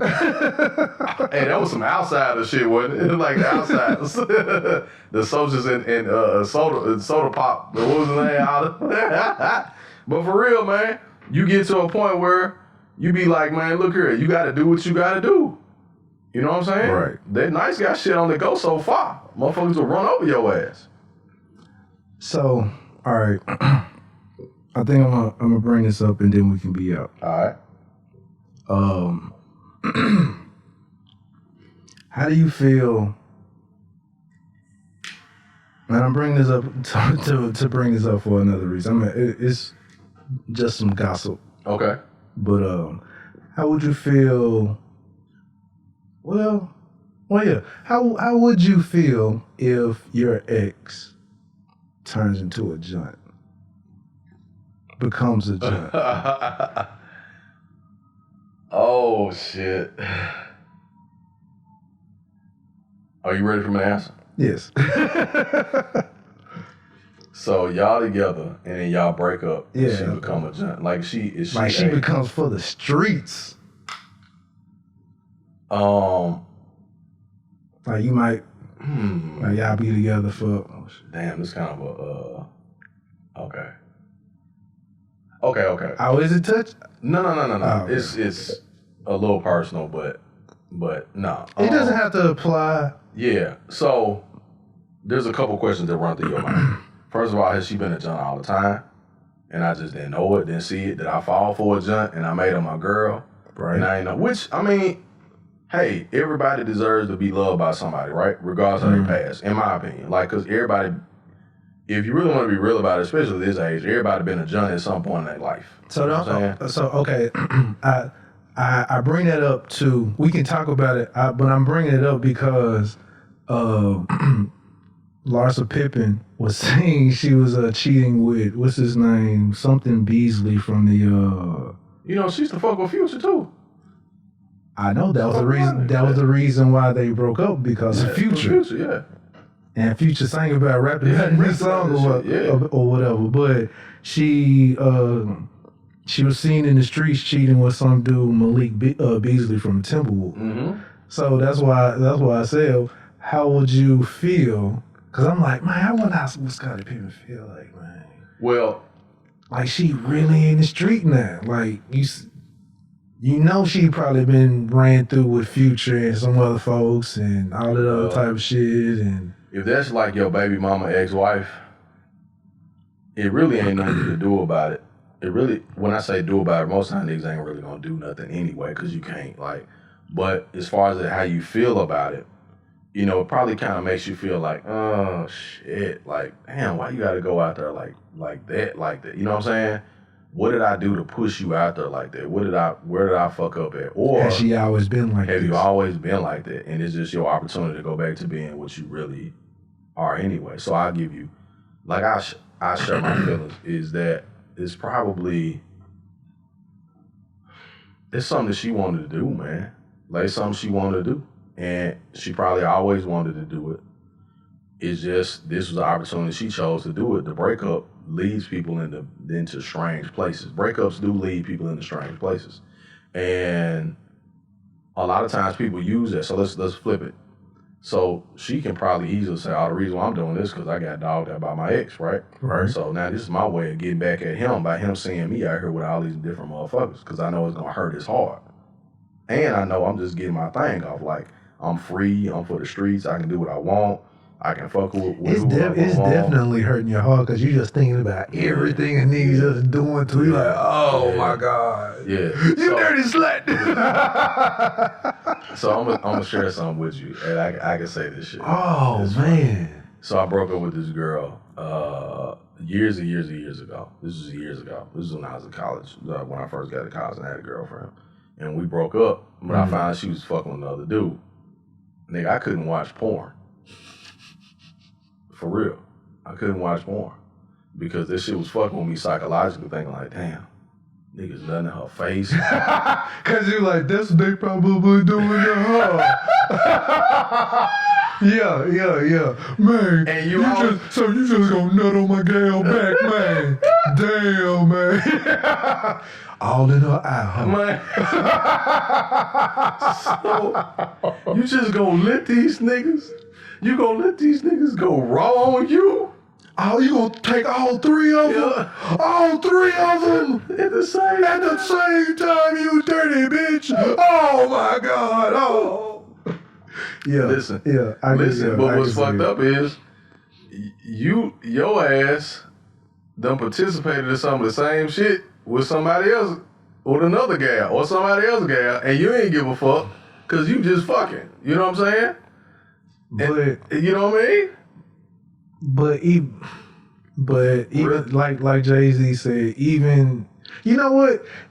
It goes to one of my other conversations about Resthavens for hoes. Mm-hmm. Is she your once she's yours? Is she always yours? She's just yours. Can't nobody else have that joint. Let me tell you something. Because that's what it is. Really, it's like man, once I'm in her mouth, can't nobody else be in her mouth. No, nigga. See, that's what. Oh man. Cause some of us do take it too far. Some of us really are Resthavens for hoes. Yeah, it's a lot. So let me deal with that for a minute. Cause I know we have discussed it, but I do know some niggas who will be like, oh man, yeah, I used to fuck that bitch, man. Yeah, don't talk to her, man. She ain't shit, man. You don't even want to talk to her. I done had this shit happen to me twice in the past like 3 months. Well, motherfucker. Hold on, I could be included in that because I know I did. I asked you about somebody. I was like, hey man. Well, you asked me about somebody, but it wasn't on no shit like. You know what I'm saying? Because, I mean, we, easily can overlap. We in the same age group and shit, so you can have overlap. I think we Eskimo brothers. Yeah, we are. A few. Yeah, a few. We're going to have to go down the list there, nigga. Look, how many times are we Eskimo brothers, nigga? Hold on. Hey, sometimes it just, niggas got similar tastes, you know what I'm saying? I'll put like this. This is Memphis, so. Hell yeah. All the bad bitches are the bad bitches that you have. I mean, yeah, you think but it ain't, it's different if you know your boy. But as long as you are Ray J out here. Hey, I hit it first though. Yeah, that Ray J shit was fun, man. That shit, you know what's fucked up about that? Oh, boy. When he did that, I hit it first shit. I was like, nigga, you a lame ass motherfucker. But you gotta put that credit out there. Still don't know. You ain't got to. Cause yes, you do. No, yes, you do. No, because nigga shit on. Cause back to my name is my name. Nigga shit on your name. The video was everybody already seen the video. Everybody knew Ray J had Kim Kardashian first. Everybody knew that shit. Dude, that video had been out for years by the time Kanye started talking to her and anybody else. This shit happened when she was like 19 years old. They was young doing that shit when they put that shit out there. Remember? She was young. So when everybody else had talked to, she was a video chick. He probably wasn't even the first. He was just the first well-known nigga to do it. You know what I'm saying? Yeah. This shit wasn't no fucking surprise. That's why I was tripping off Ray J, cause like, nigga, it's Kim K. She done fuck with a lot of you high-profile ass niggas. Like, what? Why is that shit important? That was him trying to make himself feel bigger than Kanye at the moment. Like, I hit it first. And you had to make a song, nigga. We know that. Everybody saw that video. That shit's stupid. You know what I'm saying? I will say, I do be wanting to go out sometimes and post on social media, be like, well, I smashed that bitch. You don't need to. Let me tell you something. Especially like when you see, when you. Let me say something. You know, like when you see niggas online and they be having her and they post a picture of her and you be like, no sir. And he be posting up like he got a new brass penny or some shit. Let me tell you something. And you be like, man, let me tell you something. Let me tell you something. That's a dirty penny right there. You can say that to yourself. You can say it to yourself, and you can also understand. You keep your mouth closed. You can have the dirty penny again. You keep your mouth. I see niggas do it all the time, dog, on social media. They drop little lines and shit like, "Oh, that's what we doing," or like, "Oh, hope you enjoyed yourself." That type of shit. Nigga, I ain't got to do that shit. If I done already got her, if I done already had her, and she done had me with two, cause she can do the same shit. She see me posted up with somebody. She can, women do that shit too. Like, "Oh, y'all had a nice night, huh?" Yeah, cause she know what my motherfucking face was 6 months ago. You know what I'm saying? She like, "Damn, that mustache and beard show done got thick up, Shaw." I know why. You know what I'm saying? Nigga, shut the fuck up. Nobody want to talk about your bacon mustache. Shut the fuck up, nigga. But I'm saying, a real nigga ain't got to say nothing. It's already understood. What's understood don't need to be explained. You understand what I'm saying? I'm going to tell you, put it to you like this. I done had some bad motherfuckers that don't nobody know I done had. Because I ain't got to say shit. Oh, man. And when I got divorced, some of them bad motherfuckers hit me up. I ain't had to say shit to them. I had to say a word to them.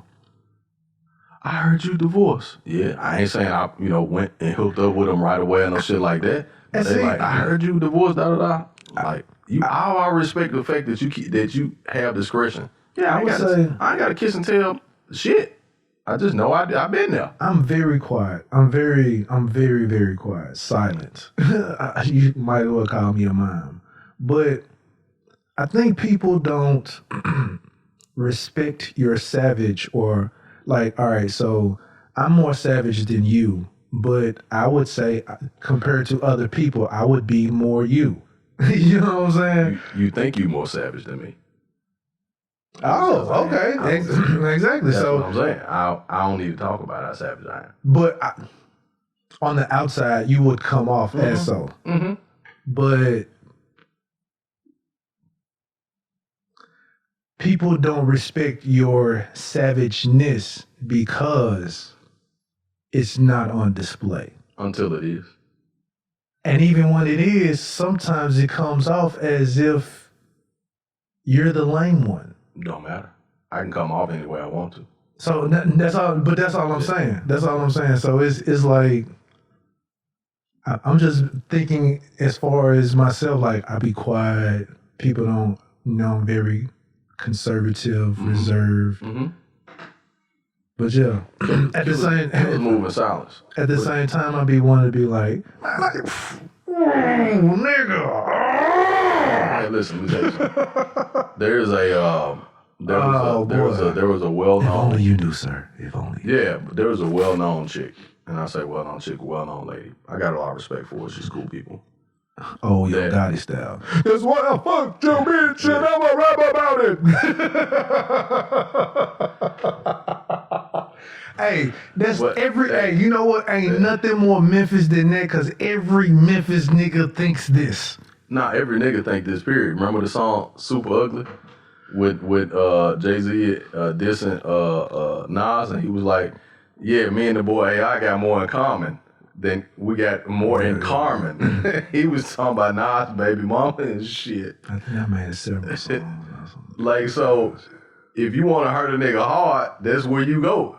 Like when Gotti said in that song, nigga, I upgrade I take your bitch to upgrade, nigga. I hurt your motherfucking hard. Like I hit you where it hurts. Like so, take out on a couple of days, break up with her, and give her a car. She Man, still driving around in the car. What Rose say? Nigga, I park my cars at her house just so I can stun on her ex. Like nigga ride by, who the fuck? Man, goddamn, that motherfucking.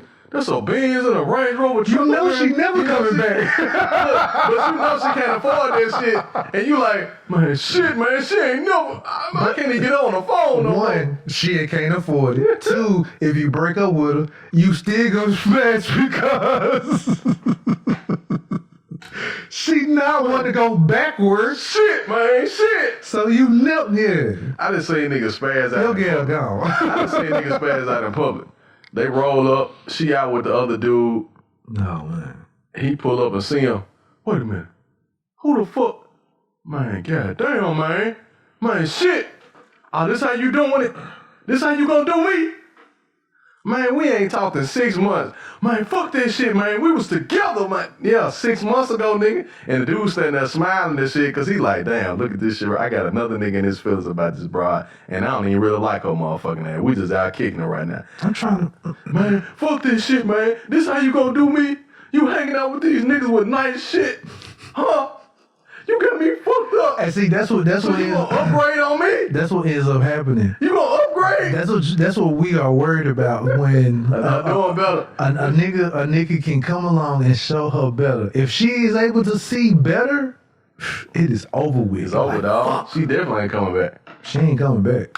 Sometimes you gotta go and take that L and be like, damn, I fucked this shit up. It's take the L. Just take the L and be cool with it and move on. I'm trying to think. Have I ever been to Resthaven? I don't think I've.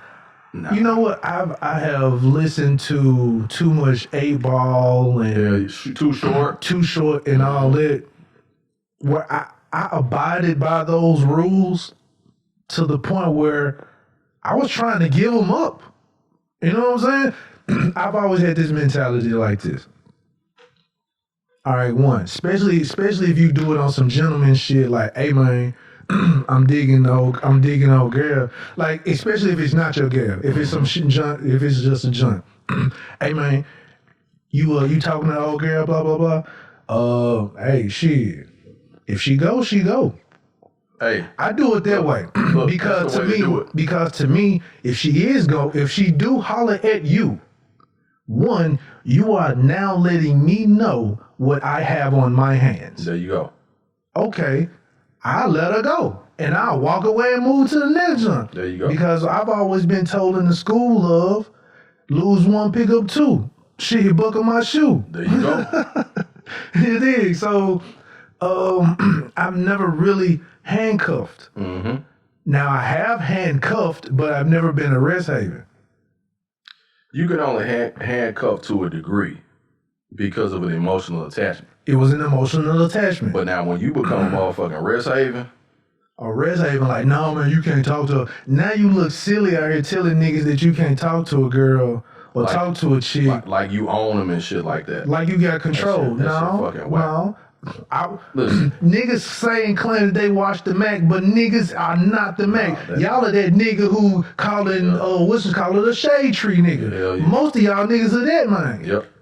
Yep, because I'm going to tell you something, man. When she choose, bro, you can't get mad at the nigga she chose. Because it's like this shit here. You can get mad at the bitch, but she here. If, for instance, we've had this conversation before too, about somebody you like, hey, I had to correct a few niggas because it's like, dude, you talk this pimp shit. You talk this shit. Yeah. And it be the furthest from who they really are. And see, one thing about it, a woman you must be a trick. You got to be a trick. And see, I had a nigga call me and be like, man, I see you talking to so-and-so. And this is on some social media shit. And I said, it's week and close. And I said, what? Yeah, man, you know, blah, blah, blah, man. She, man, her booty is big, but that motherfucker, blah. I was listening to him like, okay. First of all, bro, like, why are you telling me all this? The second thing is, want to smash even more. It make me want to go on and holler at her even more. The fact that you ain't dealing with her no more. So why? So that's the real conversation. Why you still ain't with her? Like, and sometimes, you know what? So a lot of times we smash chicks just because another nigga be like, man, I think that's gonna be a whole nother conversation. Yeah, that's a whole nother conversation. That's a great topic. Another pod. Yes. Well, yeah, I got that phone call twice. Like, man, nigga, first of all, I ain't really talking to her like that. Second of all, now I'm really finna holler at her because I see you a simp ass nigga. So now I'm finna go and do it just based on the strength that what you doing is you think you playing chess, but you really playing checkers. You trying to control some shit that you ain't got no control of. Y'all used to talk, so you gonna prevent me from talking to her because hello. That's been you gonna prevent whole life. You gonna prevent hold up, Jay. And I'm not patting myself on the back. I'm just speaking from real terms. Right. You see a nigga that's presented better than you, or you see a nigga that you know is a higher caliber than you. and you feel like, damn, this high caliber ass nigga finna get her, and I couldn't keep this motherfucker. I ain't gonna say it's that. What it is nigga, it was that. I would say it was that. A lot of times when you see your old gal or your old junt, you know how she talk and flirt. I just say this. So because you'll see other interactions, but it's only one interaction that just appear. You be like, oh, so y'all talking about? Hey, you know, it's that. You know how she's talking to you. Me, all right. So if it's me, I know. All right, I think she want to smash. And look, let me say this because I know how she talk. It was like, so okay, I'm gonna give you a quick take. If I see an interaction like that with you and somebody that I know or somebody that I done hollered at, I'm gonna be like, oh, my nigga. That's what I'm gonna say. That's what I am going to say. My nigga, yeah, go. Right? First of all, there's a couple things that go to my head like, damn, she a good chick, he a good dude. Like that. No, hold up, stay on. No, stay with me. Because every situation ain't the same. If you my nigga, and she a decent chick, and I know where you are in your head, and I ain't really talked to her in a minute, but I see how this is playing out. I'm gonna be like, first of all, I'm gonna wait. That's why I had asked you, because I'm like, all right, I know what space you're in. Right. I know what space that. Right. That's the space that he don't want to be in. So, but you told me, so you already peeped it. So I'm like, okay, I ain't got to say no more. Right. So that's the same thing with me. But now if it's a situation where it's a legit thing and you looking for something and y'all interacting, I'm going to be like, damn, my boy. Like, hey, my nigga. Like, hey, check this shit out. Like, that's a good shit. Yeah. You need to go on, lock that down. Or you need to go on, get with that. Like, or whatever, right?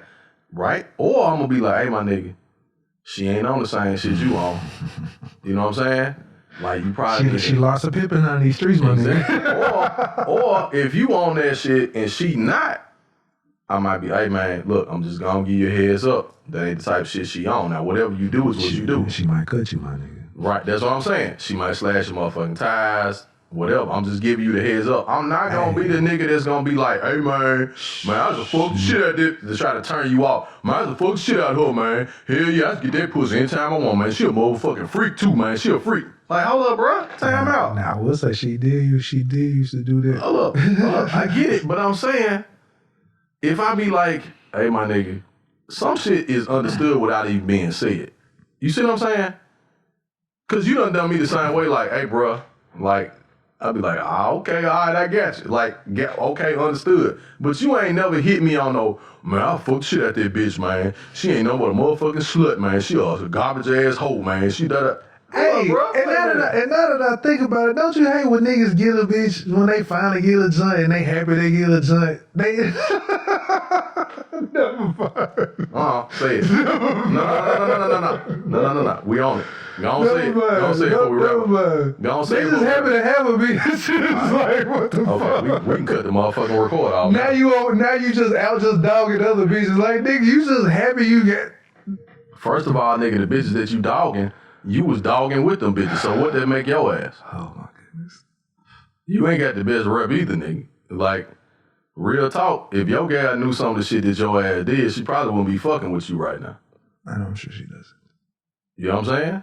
So watch that shit. Like, when you start trying to throw salt on the bitches that you used to fuck with when you was on some fuck shit. Just know when your bitch look back, she gonna turn into that pillow. Hell yeah. Like, or when she find out, like, oh damn, man. I don't care if you did. She gonna be all salt. I don't care if you did tell her, like, yeah, I was out in them streets, da. But it's different when she hearing that shit from other people. Especially if you out here dogging other bras out and talking bad and shit. So you gotta watch that shit, man. Cause that shit can come back on your motherfucking ass. You might wake up one day and find out your gal that you with used to be for the motherfucking streets. Or she is the streets now. Or she for the streets now and you just don't know it because you blind to this shit. You know what I'm saying? And actually what? Or it's another nigga that can get her when he get ready and you thinking you got her on lock.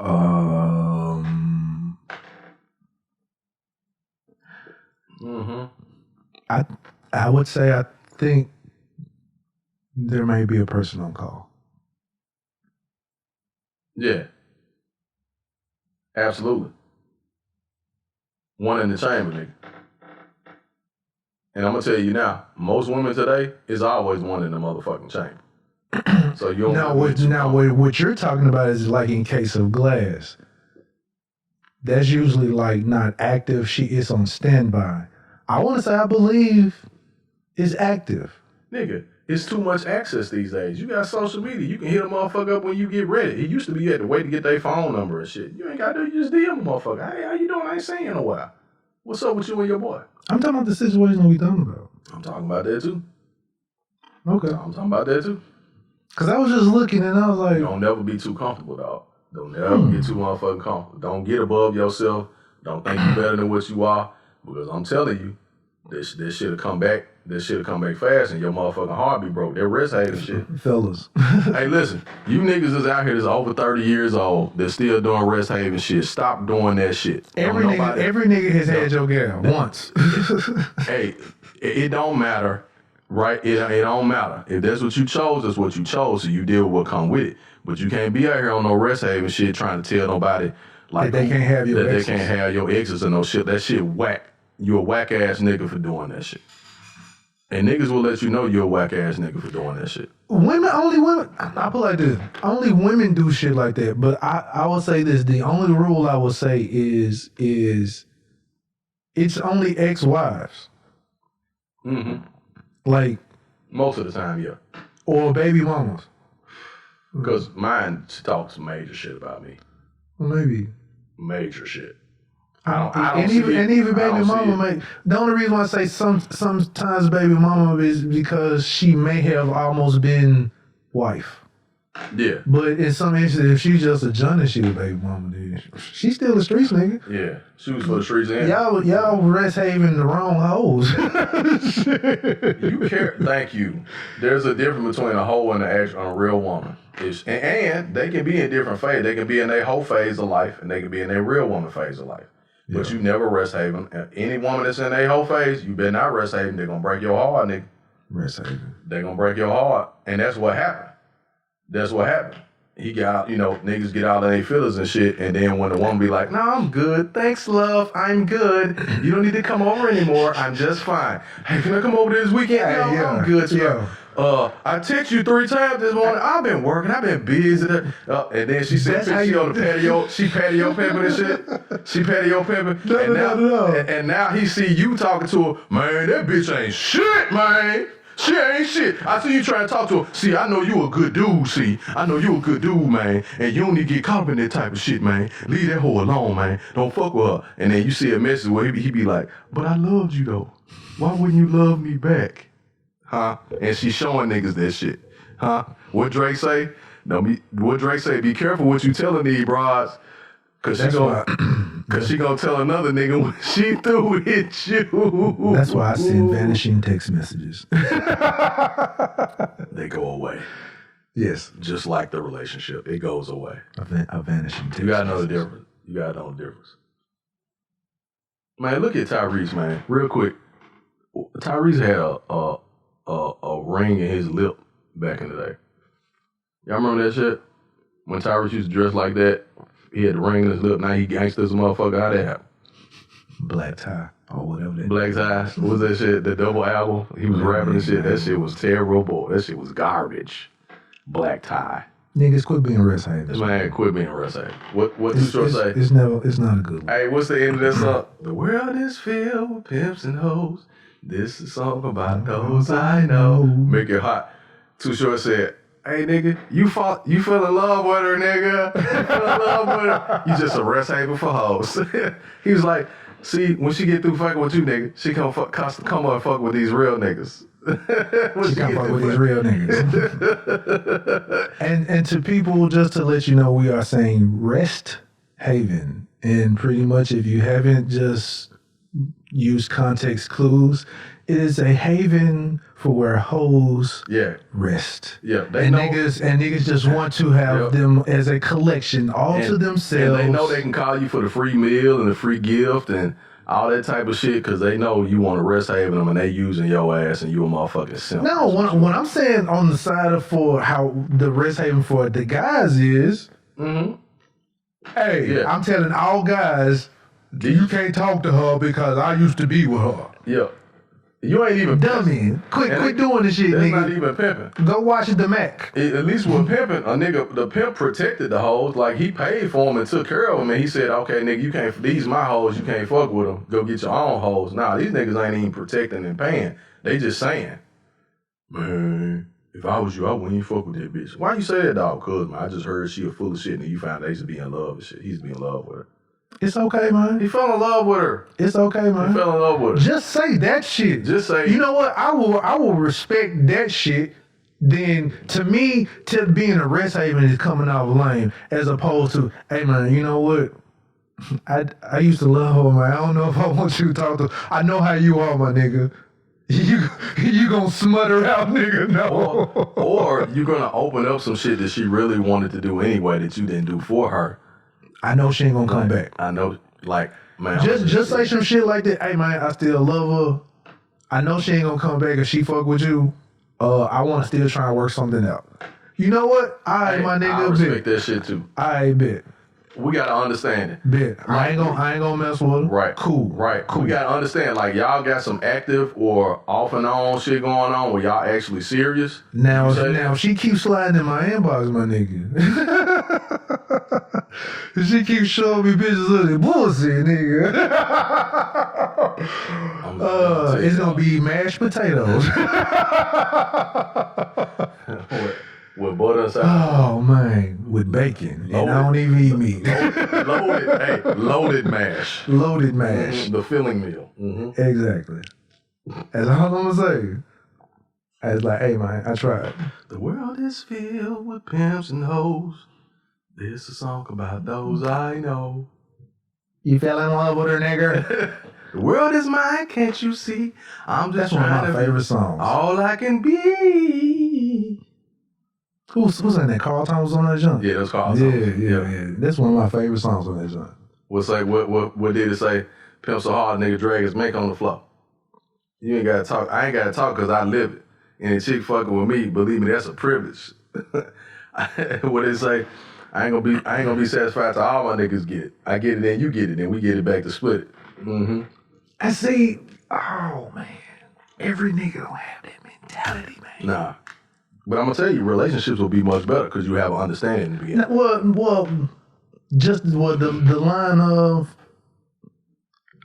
I'm trying to get it. I ain't gonna stop until all my niggas get it. Everybody don't have that mentality, but the rest of the nobody has that pen. Everybody want to hold on to their old hoe. Yeah. Niggas be married and niggas be trying to hold on to their old hoe. You're like, dude, you married, nigga. How the fuck I can't smash her? And listen. It's a difference between having respect for a dude and his women, whether it's a side piece or whatever. If you my nigga and we homies, and I know it's somebody you messing with, nah. I'm not finna cross that line because I got respect for you. Right. Until if you give me the green light, I still may not do it out of respect for you. Out of respect. Oh my goodness. Or I'm gonna be like, oh, okay, we got this understanding. And you be like, hey, my nigga, hey, that right over there. Out of respect? That right over there, man, go ahead and take, like, but you gonna be like, hey, go ahead. Or out of respect, because see, that's what shit get fucked up. It's niggas I don't even like. That I don't smash girls out of respect. Out of respect. Just out of simple respect. You like, you know what? I do. I've been in a situation where a chick tried to holler at me. This was back in the day that I knew who she used to fuck with. And be talking cash shit. I knew. And I know her nigga. And I was like, hey. Like, nigga, girl, I can nut on your damn face right now, nigga. Like, stop it, nigga. Stop. Yeah. Right. But I'll be like, you know what? Okay. Hey, man. Let's assess the situation. Because pussy is pussy, but pussy ain't the most important thing to me. Exactly. Because it's other shit that come behind it. Like, I'm not finna fuck with her when I know you messing with a real nigga. Like, he'll fuck some shit up over you. regardless of you his number one, number two, or number three, he like you enough to where he'll fuck some shit up over you. Or you can turn a lame nigga into a nigga that can fuck some shit up. So I'm like, you know what? Exactly. So now this ain't even working. It ain't even working. Because he, like you said, he a lame dude and he's so crazy about you or whatever, even though you ain't shit, I ain't gonna do that because I already know what the outcome gonna be. This nigga gonna lose his motherfucking mind on everybody and everything. This nigga got no self-control. He like Leon. He got no self-control. He don't know how to be. Because I'm going to tell you, if somebody else would have fucked with Wanda that Leon knew about, he'll tear some shit up. He did. Yeah, he did. Exactly. Yeah. He'll tear some shit up. So you fucking with Wanda? But see, that was the thing. That was his. But he made it known that was his man. That was who he had feelings for. That's true. So that's what I'm saying. If you make it known who you have feelings for, hey, all right, that's Leon, bitch. Hey, don't fuck with her. But a nigga like a dirty nigga be like, you got feelings for her? And see, that's the other thing. I know how to get you now, nigga. I know how to get you. That's the other thing. Because I had a chick like that, and niggas knew, like. I made it known that, and that was my mistake. I made it known that this was my bitch. Yeah. And after a while, she was already hot, you know what I'm saying, dressed in a certain type of way and shit like that. And niggas like, yeah, take a picture. Send it to me or some shit. Like, what the fuck? Now I'm out in these streets looking for niggas. Yeah. Or looking for, see where she at. Unnecessarily. Looking for her. Looking for them. Nigga going right. Nigga at the house and shit can't even enjoy himself. You got other chicks hitting you. But that's how niggas can get to you. That's how niggas can get by triggering you to come out. By triggering you to come out. And to release that trigger on your ass. So it's... They find out what gets your motherfucking heart. They find that shit out. Emotional intelligence. Emotional intelligence. Yes, sir. So yeah, niggas, let's recap. Emotional intelligence you need to learn. You gotta learn it. Quit being a rest haven for hoes. Being a rest haven, yep. Handle business with a business mind. Man. Leave them feelings and shit at the door. I mean, it's okay to have It's okay to have them. But don't act on them all the time. Do not display them shits publicly to only you got one person. Choose that one person. You can cry, boo-hoo, whatever. Mm-hmm. But in these streets, don't nobody need to know that shit. Nah. Cause once you do, it's blood in the water amongst sharks. Let me tell you something. And I'll share this right quick, we can wrap. I loved my ex-wife, right? I'm sure you did. Absolutely. Like unequivocally loved my ex-wife. That's some shit niggas don't take lightly getting married, so. Exactly. But when I found out some shit that I found out, if I put a ring on bitch finger, it's till death, and I'm still gonna be living. Shit, fuck out of here. See you. But listen to me. My saving grace was I cared about you. I still care about you. I don't want to see nothing bad happen to you, nothing like that. But when you go out into that water, ain't no coming back this direction. Man. Once you go out there, then whatever goes on out there, you're an adult. You're responsible for what goes. I already know what's out there. I know what's out there. I didn't give you to it. You chose that. You chose the streets. So if you chose the streets, then now you got to live by them rules. But you can't come back after that. Now you may be able to go somewhere else and somebody accepts you. But once that happens, the locks change. Especially once you make it known about your movements in the streets. Now, if you quiet about your movements, you might can come back. You might can, but when you letting it known in the streets, that's how you roll. And I can see it. Like I see you. Like, okay. All right. Hey, what we do? Okay. All right then. Bet. There we go. Same for Hey, she can just be in these streets. You just sitting there texting. Bet. She's like, what is this for? What does this mean? What you mean? Now she wondering and shit. Right. Mm-hmm. Just know. Bet. Yeah. Just know. Bet. Mm-hmm. City ain't that big. I ain't got to be following you and watching you to know what's going on. And I ain't trying to know. Goodness. I ain't even trying to know what's going on. When people know that you are with somebody for a long time. Hell yeah. And you got people who know you or know that y'all even when y'all ain't together, people are like, hey man, I seen your bitch out there dashing up on her, nigga. You like, hey, we ain't been together for 5 years. Man, for real. But I seen the bitch, she was just all grinding. I'm like, for real? She was doing it? Girl, I seen Charles at the club. Y'all don't talk no more? Man, we ain't talking 2 years. Man, that nigga out there was paying for drinks and shit and going to the car and all He was fine too. There you go. That's a whole nother conversation. Now once he find my girl, for real, what he have on? Yeah, he was fresh as hell. For real, what he have on? I gave him my number. You know that shit he got? That dirty ass nigga. Go on, get his number, talk to him. See what his head at. Oh, girl, I already sucked this dick. You said y'all wasn't together. That's all I was just trying to find out. Bitch, you weren't supposed to fuck him. He told me y'all wasn't together. I was just verifying right now at this point. Yep. And I'm going to tell you now, he ain't shit. I ain't need you to find out he wasn't shit. I told you he wasn't shit. I'm just saying I tried to make sure that you, girl, damn, I'm trying to make sure I got your back. Shit. She tested the waters for you if he was still a hoe. Hey, ladies, that's a good friend to have, too. The friends that will test the waters to see if your man is still with the shit. You might lose both of them. You're going to be sitting up there like, you know that little emoji with both hands to the side like this? What happened? Bitch wet. What is it? Bitch wet. Oh, man. Goddamn. Oh, boy. This was a good podcast. Yes, sir, it is. This was a great yes, podcast. Great podcast. Another off on the tangent. We went on several tangents. Yeah, another off on the tangent podcast. But we were able to loop it all back around Snowfall and emotional intelligence. I like that. So, yeah. That's all that matters. There we go. That's it, man. As long as there's a teaching moment, lessons, and the bullshit. It always is, though. It always is. We just package it differently. Indeed. But we can go ahead and wrap this junk up. We got episode 77 in the books. 77. I am your host. Well, you know what? Again, thank the viewers, thank the listeners. We really appreciate y'all. Hey, we see that y'all sharing and liking and all of that. The views picking up, more people subscribing to YouTube. Views on Podbean picking up. So thank you. We appreciate that. Peace and blessings to you all. Absolutely. Like, share, and subscribe. Indeed. Facebook, Instagram, Podbean, Apple Music, website, all of it. Wherever you listen to podcasts and view podcasts. Absolutely.